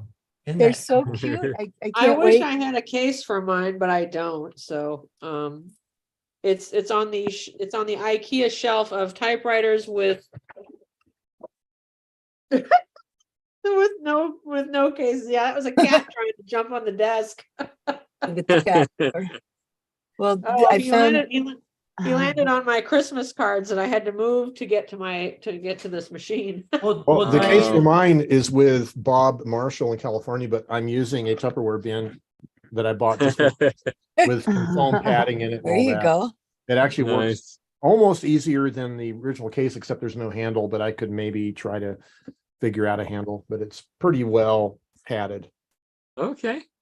Diane, since your folding arms are a lot flimsier, would you take $65 for yours? No. They might seem flimsy, but hey, they still work. Oh, I love it, man. I love those things. I've always have. Ever since I saw a guy, I think a World War I soldier in the field in a picture, like, I don't know, 7 or 8 years ago. And I'm like, wow, I want one of those. I wanted one from when I first got into typewriters. That was the first thing. I'm like, I want one of those. Oh, wow. I've seen, so it's maybe a grail. I don't know. I'm calling it an early birthday present because I probably shouldn't have spent the money. I'm officially in. But our Hermes are the Hermes we know is a cult, but is the Corona 3 a cult? You know, you almost all have them. I guess it must be. It must be a cult. Do you mind if I share that picture that Yvonne took? Yeah, go for it. Underwood 3 Bank forever. So you can, I don't know if you can see my mouse, but you can see that there's ball bearings in all the arms. Now, is it as smooth as a Hermes? Just one. I mean, no, I do not have them. That's what I like about them. They're just beautiful, but I bet they're not as nice to type on. That's what you were talking about. I see. No, not on this one. No, not on this one either. Well, it's apparently not very common. So. What year is that one? I think it's an early one. 1910 on the tag, but not sure if it's accurate or not. Something else to look for now? Yeah. Well, the serial number, did you find it on yours, Colby? Oh, crap. The serial number looked like a cat. I found mine a while ago. I couldn't re-find it. Oh, okay. Mine is what is mine? Serial number bottom here. Mine's on the inside of 23547 is mine. Oh. 1912. This Yeah, one, that cat tail. this one's Whacking us. this one's 284397 with cat fur in it. Cat fur in it. This Yeah, one's that's the the one. problem. If it comes out of this house, there's gonna be cat fur in it. I got one of those pressure. 166 something. Oh, I sorry. got one of those pressure sprayers that I think Care showed a while ago. It's really good. It's nice. Yeah. Excellent. Well, I'd been looking, I finally got some time off and I had gone to the coast with a friend and I schlepped him to every antique store I could, which he hated. And it was so disappointing. We went into all these places and they say they come in as fast as they go, and found, one or two. And one of them was a Lettera 21 in good shape for $285 again. And this was in a thrift place. The other place was an estate in antique sale. And oh my God, you open them up and you take a look. There was one, I think it was a Smith Corona from the 50s. And I'm getting to recognize the box because they're like, no, I don't think we have any, but they're not looking. And the case was beat up. I opened it up and oh my God, I was like, okay, is this from the Titanic? Has this been soaking in the Titanic? It was moldy and I'm like, oh, I can't even breathe this thing. And they want $165 for it. I'm just like, no. So, like somebody posted somewhere the hits for the Jewel, because Wednesday now has her Jewel typewriter, and how they went from like 50 hits to 80 hits to 100 and something hits. So everybody is looking for typewriters, and even just looking up to see what these are going for as compared to 6 months ago. And you guys all know the amounts that people are asking for them are astronomical and it still needs to be cleaned and repaired and this and that. So I'm getting pretty good at talking people down on typewriters now. So yeah, sure, this one's worth $285 if it's all cleaned up and this is repaired. And look, there's some scratches over here, and look how dirty this is, and all that, and all the platen must need to be placed, and it needs a new ribbon. So that's at least $60, $100 right there minimum, maybe $150. So you take 125 for it, but still. Yeah. And then the time for me, the time that it has taken to find one, time versus money. I want to get out and go hiking. I don't want to spend all my time looking for typewriters. So I spent enough time there to decide I'm going to drop in. So yeah. now I just need to learn how to type on it and get my, I got these fingers, like, well, what do I do with these? Where do these? You got the ASDF, what, where, so yeah. I have a hard time even shifting to my tip, a Spanish one. I got 2 postcards out and a letter that some of these were due back to May, and wanted to write on my tippa. And of course, all my exclamation points become, ampersand symbols. I'm like, oh, what a mess this is. Sam, So I I was just reading. said, sorry. I was reading it when I got my Chrono 3. I was reading about Hemingway and how he would usually write without any periods or anything, and I realized why. Because you have to shift to make a period on that machine. It's the strangest thing. Yeah. I'm looking to see where it is even. Oh, yeah, you do. So I can understand why you'd save time, just not any periods. And I wonder. I find it funny that it does not have a 1 or a 0, but it does have a hashtag and an ampersand. And my other ones, later versions of different ones, do not have either. So Wow. this is a Instagram worthy machine, because I can hashtag. Wow. Excellent. All right, we have a lot more people to still greet, and we have about a half hour left. So, Rich, how are you doing? Oh yeah, doing good. I'm just enjoying the conversation. Yeah. But enjoying the retirement too. It's Oh, good. zombie this week, my first Yeah. week. You deserve it, man. Yeah, really. It's been a long time. So your theme, I didn't write it, but I'll talk. I don't have one favorite that I use. I have several out that I have, like about 4 different desks in the house that I frequent. And one of them that I was doing my telework from, I've got actually 2 out there that I use almost daily. One is a Triumph 10 from 1930, and the other is a Royal P from 33. And they look neat together. I should take a picture. One's, they're blocky and black, and one's tall, full size, and the other is half size. It's kind of cool.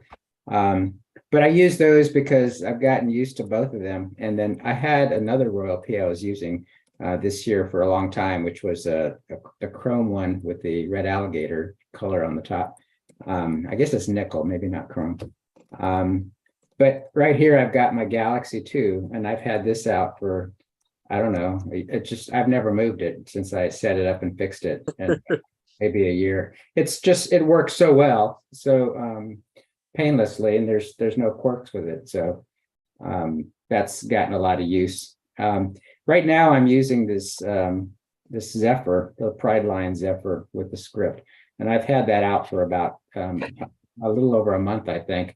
And I've used it consistently at my other desk, and it's got the script, so it's pretty awesome. Yeah. So those typewriters have all been out for some time, except for the Zephyr. I've got another script one that I bought. Actually, I got the Zephyr in February last year, and because it was so dried out, I couldn't even see what the type looked like. So I stuck in my box of my stack of typewriters in their boxes of things to get to, because it had a small spool. I didn't have any.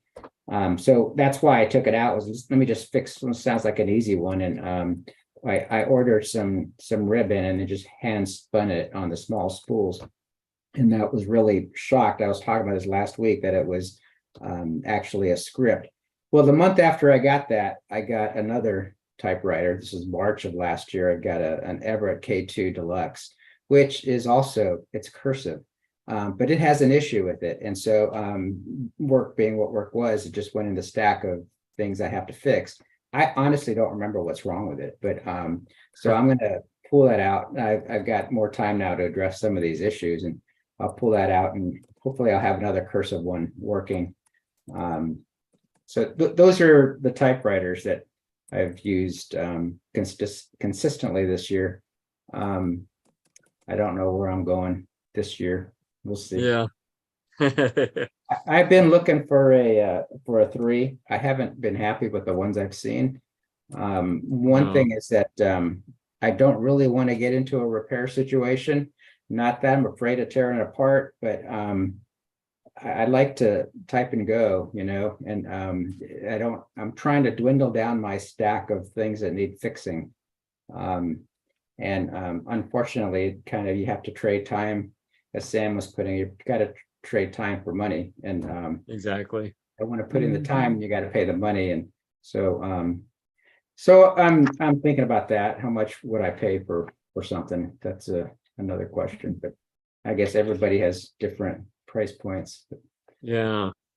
It reminds me of what was his name? Michael Landon used to be on Bonanza and something else. He died. Little House on the Prairie. Stairway to Heaven. Ah, All right. Yeah, but yeah. is he died, Little House on the Prairie? Yeah, Michael I think so. Landon? But he died a couple decades ago, I think, of cancer or something. Yeah. But I was, and I don't know why I remember this. This was in a magazine article. He was talking about his house that he was building, and he knew he had a short lifespan coming ahead of him. And he had installed some palm trees, and they were asking him, the question to him was, why did you put in these giant palm trees instead of, you know, letting them grow? And his answer was, we don't know how long we have to live, and I want big ones right now. You know, I mean, the difference in price was huge. And it's just sort of, not that I think I'm going to die anytime soon. I'm just saying, nobody knows. And so it's just kind of the same way with the typewriters. But unfortunately, I think it's that kind of thinking that has gotten these typewriters to be so darn expensive. Yep. Well, we need to buy more right now then. Yeah. I'm sorry? We need to buy more. Get on the computer right now while we're here and bid on some typewriters. So what was really funny never was, gonna get cheaper. no, well, you're right. And that's, I think last week I saw a Corona 3 I was willing to pay like $250 for. But it was in, you know, the chrome on it was still really shiny. I didn't see any pitting or rust. And there are very few scratches, if any. It had, I don't know what the term for it is on these, where it's got kind of a mottled kind of finish on it, crinkle kind of finish on certain parts of it, like the Corona 4s have. Like alligator? Or lizard skin? It's called? I don't know what it's, yeah. It's textured, yeah. I'm sorry? It's the textured one. It's like the front panels on a Corona 4. Yeah. Sometimes they're different colors and sometimes they're not, but it still has that texture on them. Yeah, my Corona 4 has that. Yeah, is that it? Yeah, that's it, Sean. And I saw, thank you for sharing that. I saw this one I was looking at buying was, it had that on a 3. Now, I don't know when they started doing that. And so I was probably would have been the 30s when the the later Corona ones? 4, started coming out. They probably matched paint jobs on them. Oh, well, Ran so concurrently for a couple decades. did they? The 3s Yeah. and the 4s? Yeah. Yeah, it was pretty cool looking, and it looked like I'd be willing to pay for it. But when I tried to put it in my cart, it said is no longer available. And then I went looking for it. I can't remember if I was on eBay or Etsy or whichever one it was, and I couldn't find it. I had never saved it as a favorite, so it like disappeared. And all in the span of, I mean, I was looking at it for half an hour trying to decide whether I wanted to pull the plug on it. And in it may have been removed as a listing. Maybe that's why you couldn't Pulled find off it. on the side. Yeah, so now my question is where to go. And I don't know, but it was pretty cool. I was so disappointed. I was like, I had talked myself into buying it, and then I had to say, okay, it's gone. You know, it must have been on Etsy, because if it was on eBay, it probably would not have been a single price. I mean, I might have had to buy it now, but usually it's an auction. So Yeah. But I couldn't find it. So you might find it in your search history, at least the URL for that you went to. And by clicking it, if it doesn't take you anywhere, it's probably been removed. Well, you know, that's kind of what I did. I didn't look for the URLs in my search, but I mean, when I went back to it, it just gone, no longer there, or whatever it said. Okay. I did that for I saw someone put up an Oliver case for $100, but they marked it down to 10 with like $20 shipping. I'm like, I'm good. Let's do this. And I went to pay for it, and then the listing was brought down, and I got my charge never went through. So yeah, they may have realized they made a mistake in a listing, or sold it on the side and then just removed it. Some of those guys put it up on eBay and Etsy, and then when it sells somewhere, they take it down other areas. Yep. I'd actually paid for a Royal, I think in November, maybe it was. And the next day, the lady that was selling it to me canceled the order. And I sent her a message, why'd you cancel? And she goes, well, the shipping was going to be $80 instead of $40. And she didn't bother talking to me first. She just canceled the order. And I didn't want to add that much more to the price of the typewriter. Yeah. Anyway, that's the shopping news. Yeah. Speaking of prices for typewriters, can I just interject? Thank you for not giving me a hard time for paying more than $25 for a typewriter, because I know a lot of people, not you guys specifically, but I see people always saying, I never pay more than $25 for a typewriter. And so I thought people would be like, that's too much, something like that. So well, if they do, people can go suck eggs. Yeah, exactly. I get tired of all the pricing stuff about typewriters. It's like, yeah, I've had some amazing typewriters fall in my lap. I've overpaid for some crappy typewriters, whatever. You get Sam, and then you get some beautiful ones for free. You know? Yeah. You compared this group to AA earlier, Sam, and I think that's just the opposite. we're like, no, go for it, do it. Go for it. do it. $100. You're enablers. Take that drink. Yeah.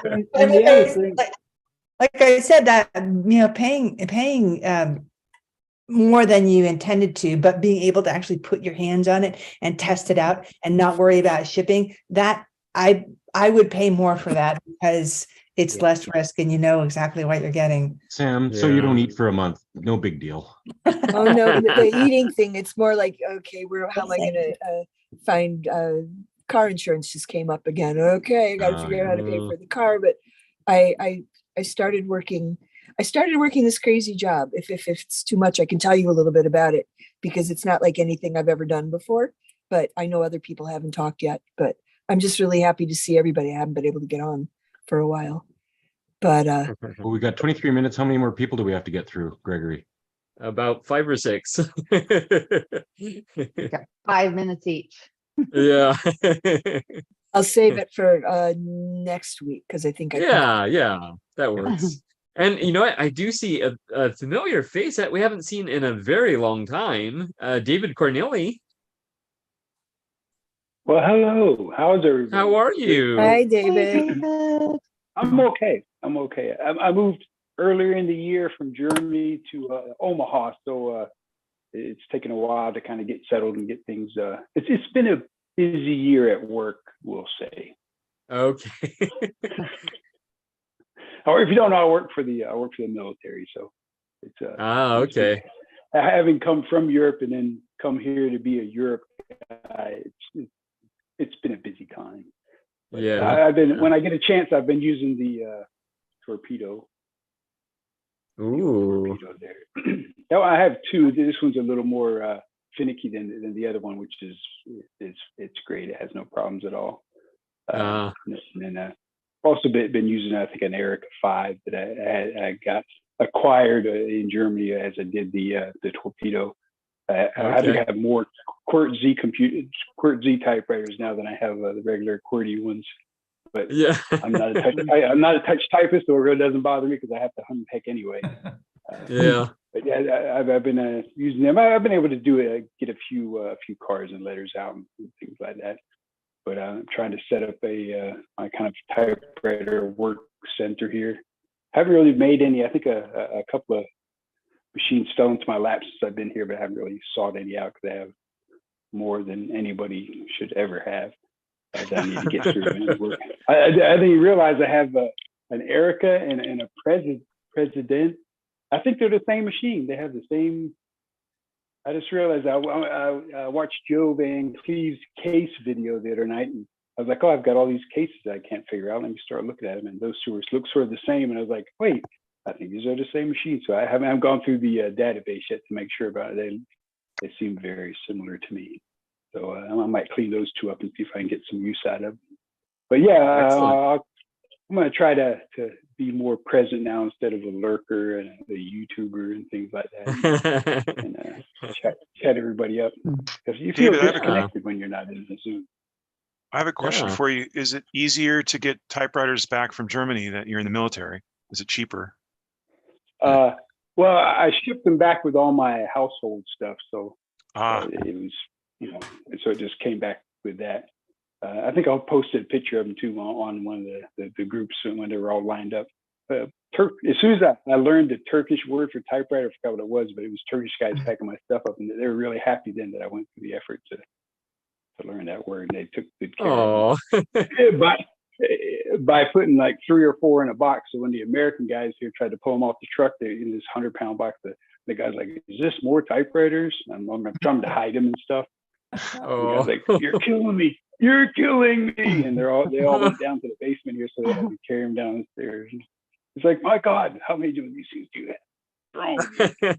Yeah, I had the same thing when I left Germany, and they were packing them all. It's like, oh my gosh, with all these things, and I'm watching them taking them down the stairs and all that stuff.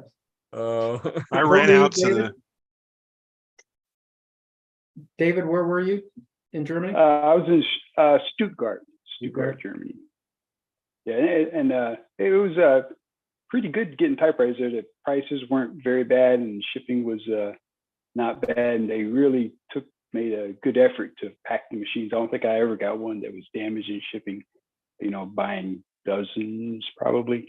Right. So I was pretty pleased with getting some machines. And it's sort of after a year or so they kind of started drifting up in price. As kind of they became more popular. But I got some pretty good little ultra. The Ericas. I was trying to.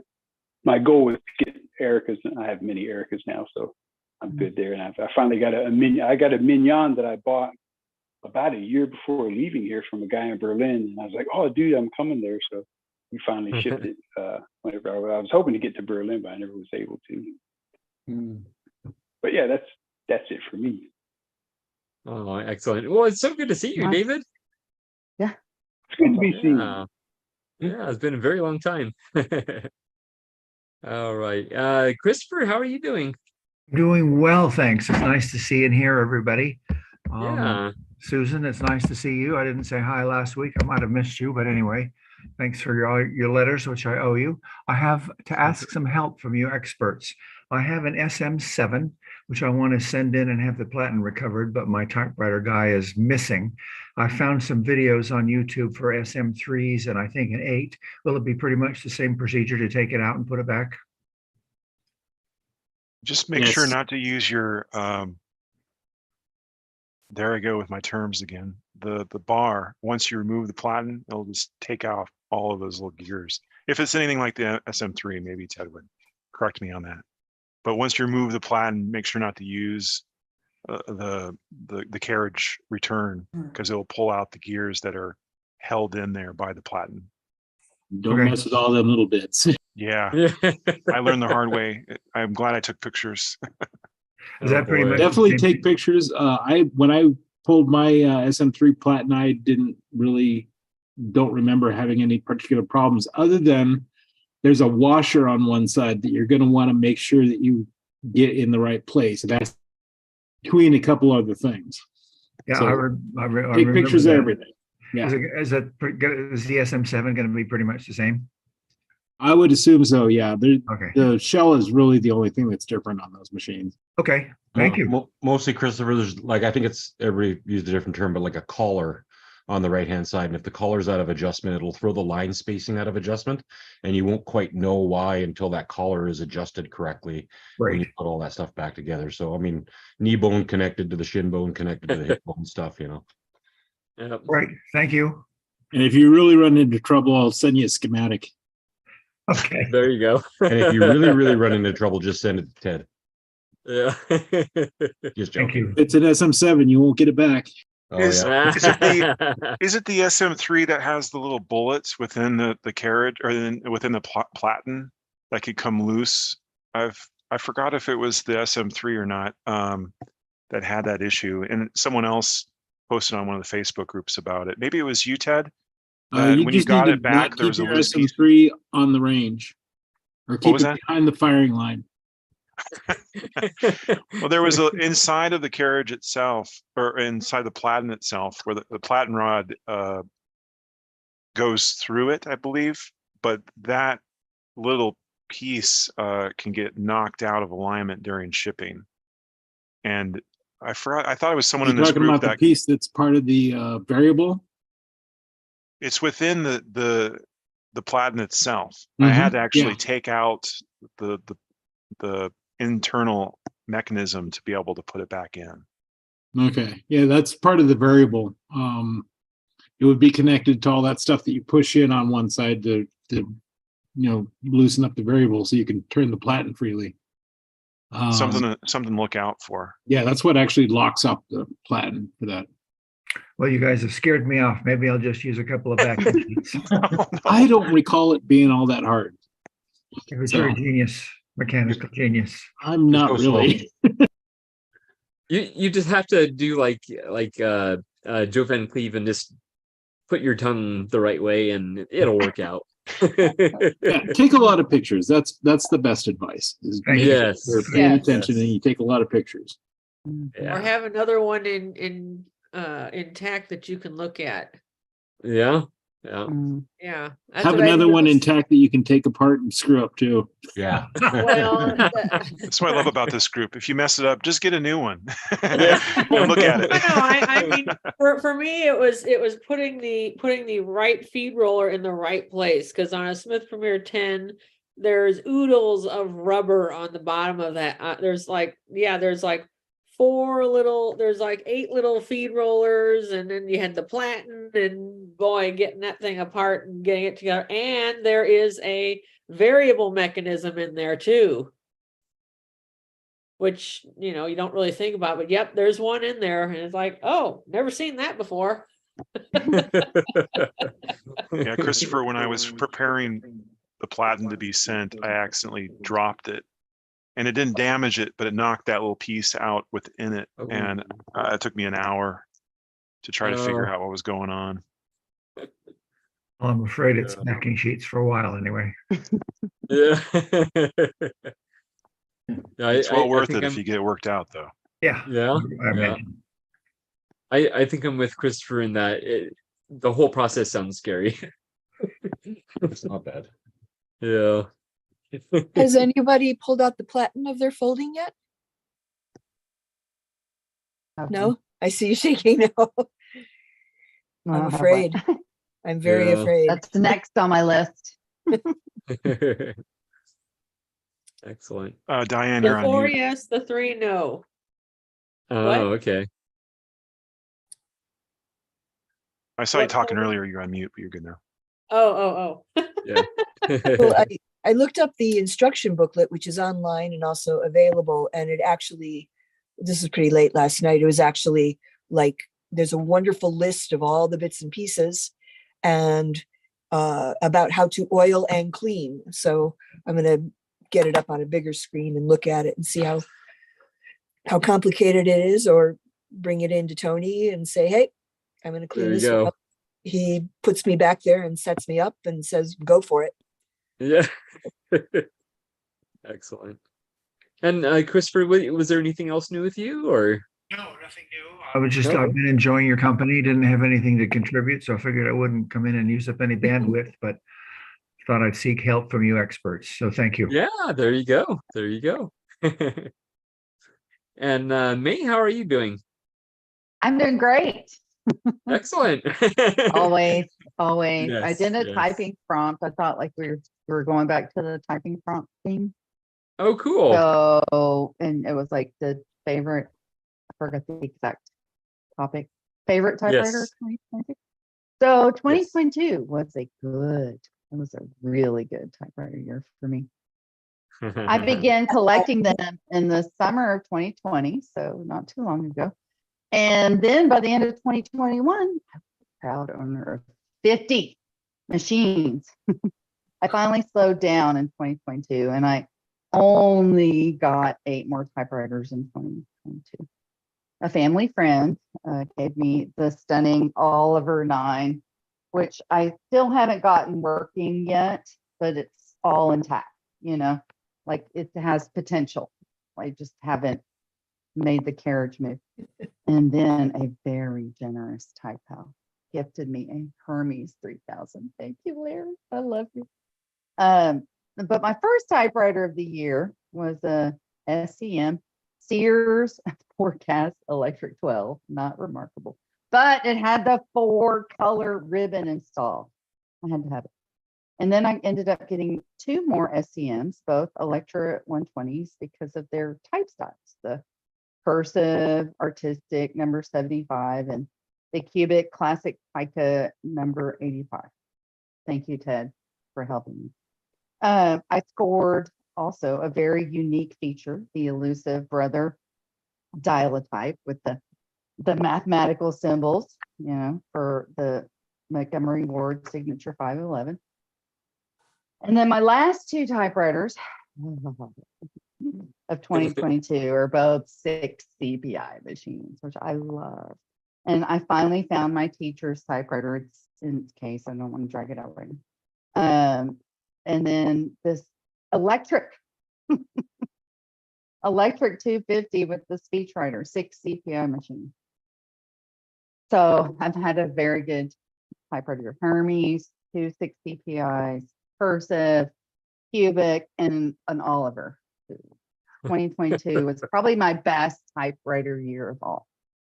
And I don't have a favorite typewriter though.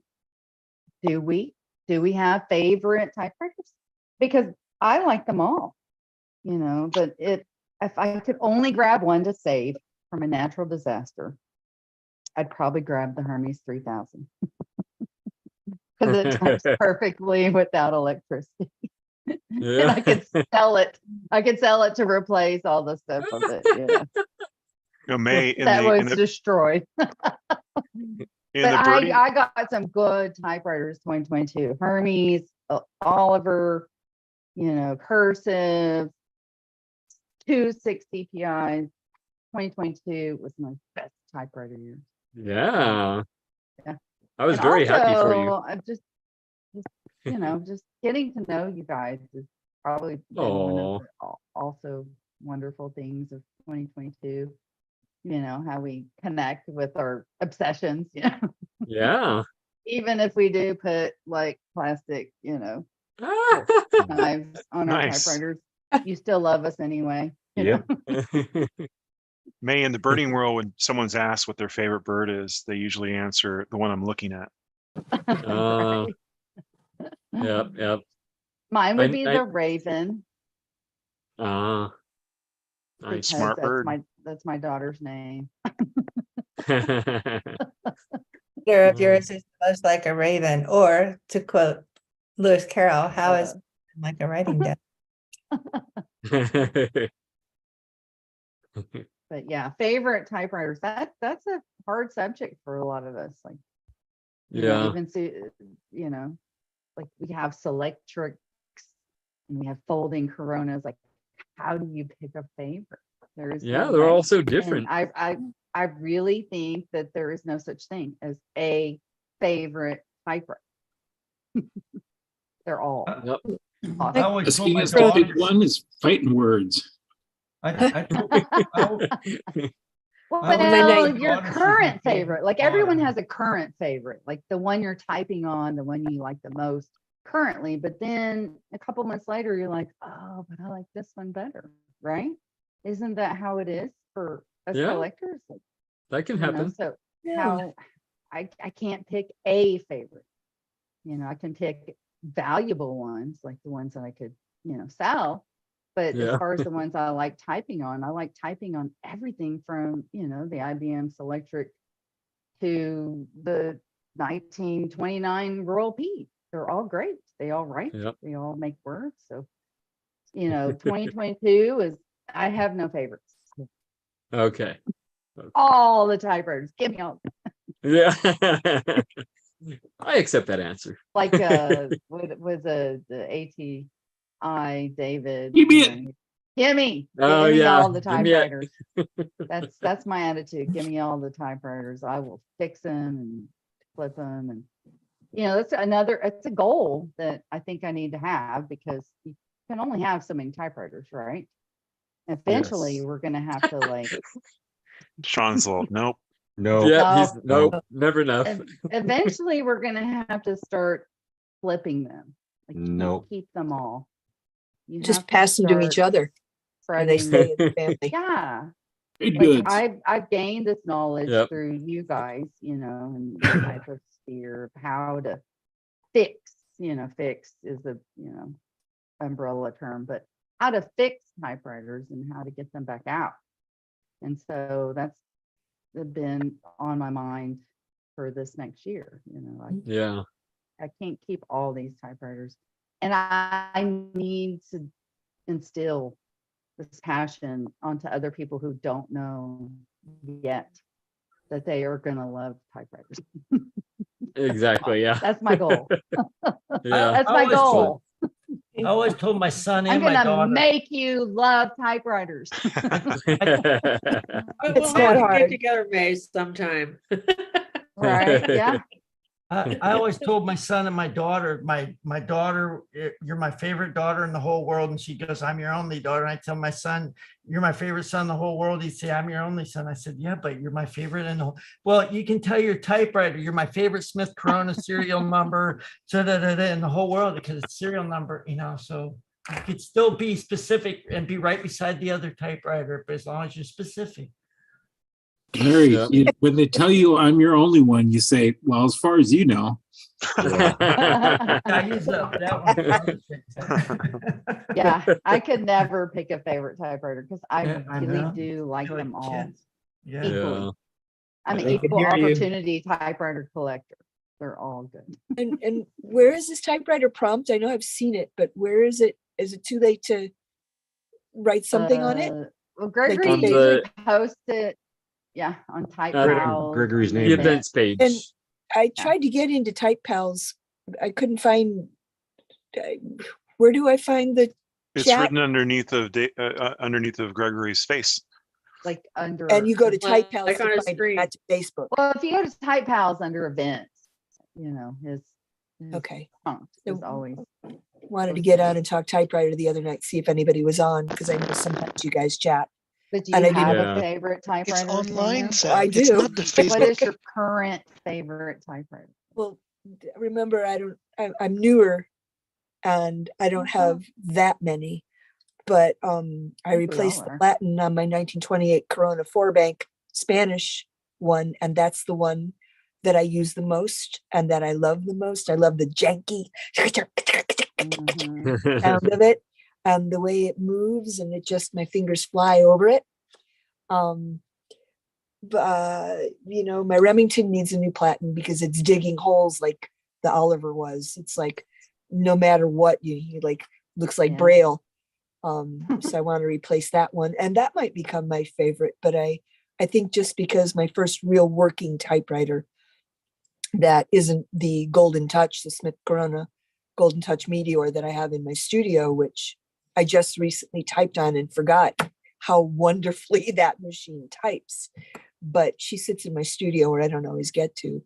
The Corona usually comes with me. If I grab a typewriter, I grab the Corona. and I usually grab something else as an emergency backup, just in case. But so I was going to write something about that and kind of go down. Okay. Yeah. But Yeah, there so you in the future, you would go to typepals.com/events, Mhm. and there you would see Typewriter Club Live. Now, if you want to see Type and Talk, which is the Saturday night thing, that you have to be logged in for because that's only for members. Yeah. And I think, where do I find that? I think I've been in before. You would just am I a member? you would just go to Well, yeah, you're a member on there. Doesn't You just the need to log in. membership like expire after a certain amount of time if you don't update it? Is that correct? Like you have to go and It depends. refresh your It depends membership? if you donated or not. No, I got an expiration thing and I had problems getting in until I went in and redid it. Yeah. After that, I was able to get in just fine. Okay. And where do I find Type and Talk? Typepals.com/events. Yeah, Okay. Once you're logged in, you'll see it. But Once you're logged in. you have to be active member and you have to maintain your membership either through renewal, right, Gregory? Yeah. Each I year, think I am. or you give him money, and I gave him so much money that I am a forever member. That's what Yes. you do. Will you take a vial of blood? No. Or a typewriter. A typewriter, yeah. Oh, the ones I would No, send, no, no. not the right ones yet. No, I'm it's a getting my collection together. I just said, Gregory, I'm yours forever, and I'm a forever. Sam, sending blood to other members is for Type A pals, not Type pals. Good one. All right, we have one more member to get to. Care, how are you doing? Care. Yay, Care.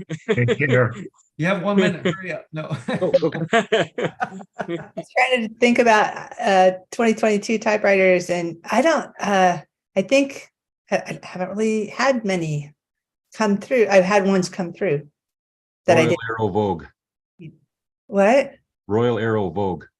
No, my Vogue is an aristocrat. Oh. That's your favorite, right? And there it is. That's, well, like you were saying, May, that's probably one I'd grab in a fire. And actually, because then I could buy the other ones back. But but actually it's in the style that I like. It's is it 39 or 40? So that's my favorite style, but I have like 5 or 6 of them. But my favorite typewriter related thing actually was letting go of some. My goal being, like I was telling you guys, my goal being letting go of 5 of them, and I let go of 4 of them, and now I'm stuck trying to figure out what the 5th one is. Isn't it nice to see other people light up, with their That's what I want to do. I want to be the one to give someone their first typewriter. Yeah, I'm doing that next week for my niece. I'm bringing one down to Sacramento. Oh, nice. Yeah, I want to find out. That can be a future topic. How do we inundate, these future typewriter people? Knock door to door. Hello. Do you have Yes. Would you like a typewriter?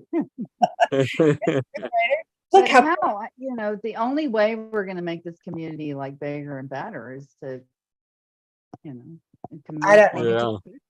typewriters are more awesome, and how do we do that? So that's a good topic for this year. Get more people involved, more people competing against us on Shop Goodwill for typewriters.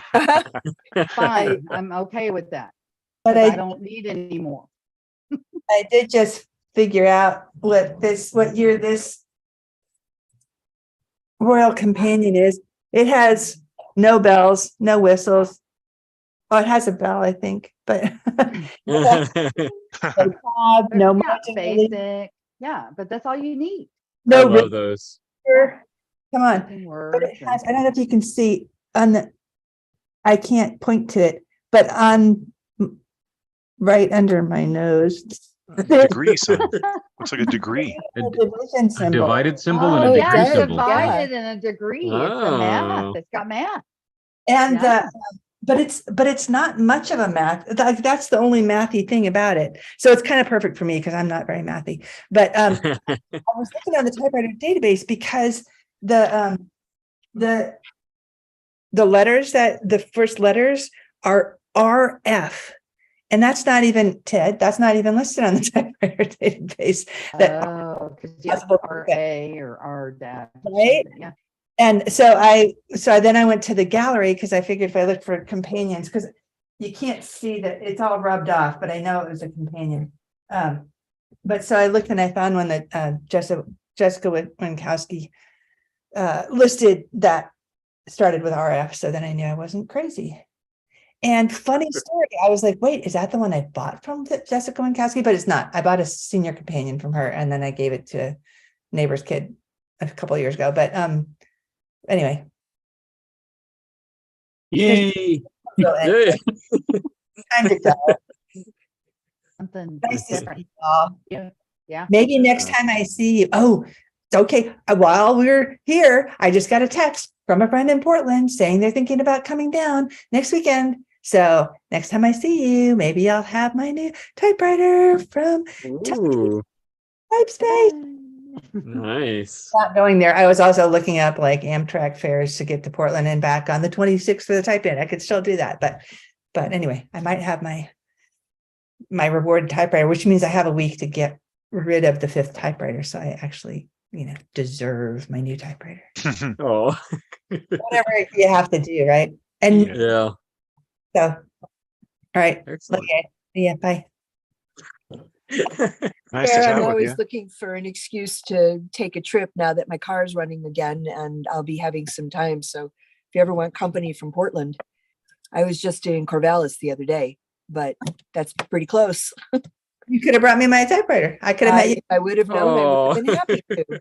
If anyone's driving from Seattle to Bend in the next week, let me know.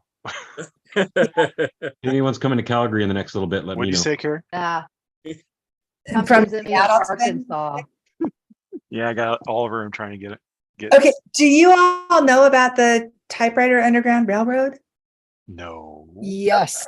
It's on Facebook. It's a Facebook group. Go and sign up and get on the map, and then you can post there, and people help each other out, and you can look on the map and see who's in the areas and contact them and stuff.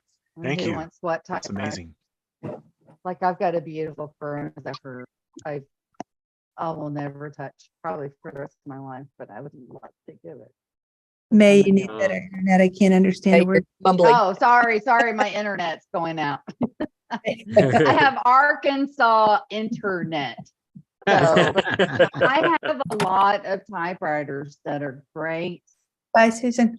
But I'm probably never going to type on, and so we need to figure out ways to like spread them out. Yeah. Give them to people who will. Well, if all of you send me one, that would that would help a lot right there. There you go. Yeah. Problem solved. Larry will. The amount of out. time I Spread go the love. to a typewriter. Oh, I've never lost one, but the packing it up makes me so anxious. But, yeah, it should too. I would just like to have a type in like Susan Yeah. does, and Arkansas is a very small state. There's not a Well, lot of typewriter people. Megan here, so- Scott lives not too far, right? Yeah, but she's only one. There's only like 5 typewriter people that I know of. But I guess that's a start. That's a start. 5 Gotta- is better than you 0, gotta so start. we I'm need to just get a 'em bit. all. I'm just a bit up the road. There you go. We're about 8 hours away, Diane. Oh, okay, 8 hours. 8-hour drive. And if I had typewriters, it's probably going to be a 10-hour drive because my car is going to go slower, right? But eventually, like you're closer than like some of the other folks here, like West Coast is. Just have to start doing it because I might go to We Portland. just need to start doing it. We need to have like Herman's kind of thing for typewriter people in different locations, like the West Coast Herman's, the East Coast Any Herman's, Herman. South Central Herman's, Midwest Herman's. We need to expand. If Yes, my house didn't look yes. like a Typewriter disaster. meetups. I've got this big honking deck out back that I don't know what to do with. Oh. Well, I live in the dismal swamp, so Type we have in. dismal Type swamp. Can we camp in your yard, Diane? What? Can we camp in your yard? Well, if you can stand Yeah. with all the trees. If you have an RV, you can camp anywhere. Right. Ready, be right over. All right. I do want to say I really like Ted's hat. Yeah. Ted's I got have a mine new on look too, for but the it's on year. backwards. There you go. Yeah. Homeboy For hat. twinsies. Yeah. I feel like a homeboy. Yeah. All Required right. hat. Well, we're about 10 minutes over, so it's Better go. time to bid you adieu. But you guys are awesome as always. You And are too, Gregory. yeah, well, thank you. We will see you all next week. Definitely. All right. Thanks. Have a good week, everybody. You. Thank you, Gregory. You. Looking You're forward. welcome. Hey, been health. Thank you, Gregory. Thank You're you, welcome. typewriter family. Happy Bye. typing. Bye. Bye. That's my Bye-bye. trademark. Happy typing. Yes. Bye-bye. Same type Happy time, typing. same Happy type channel. Bye.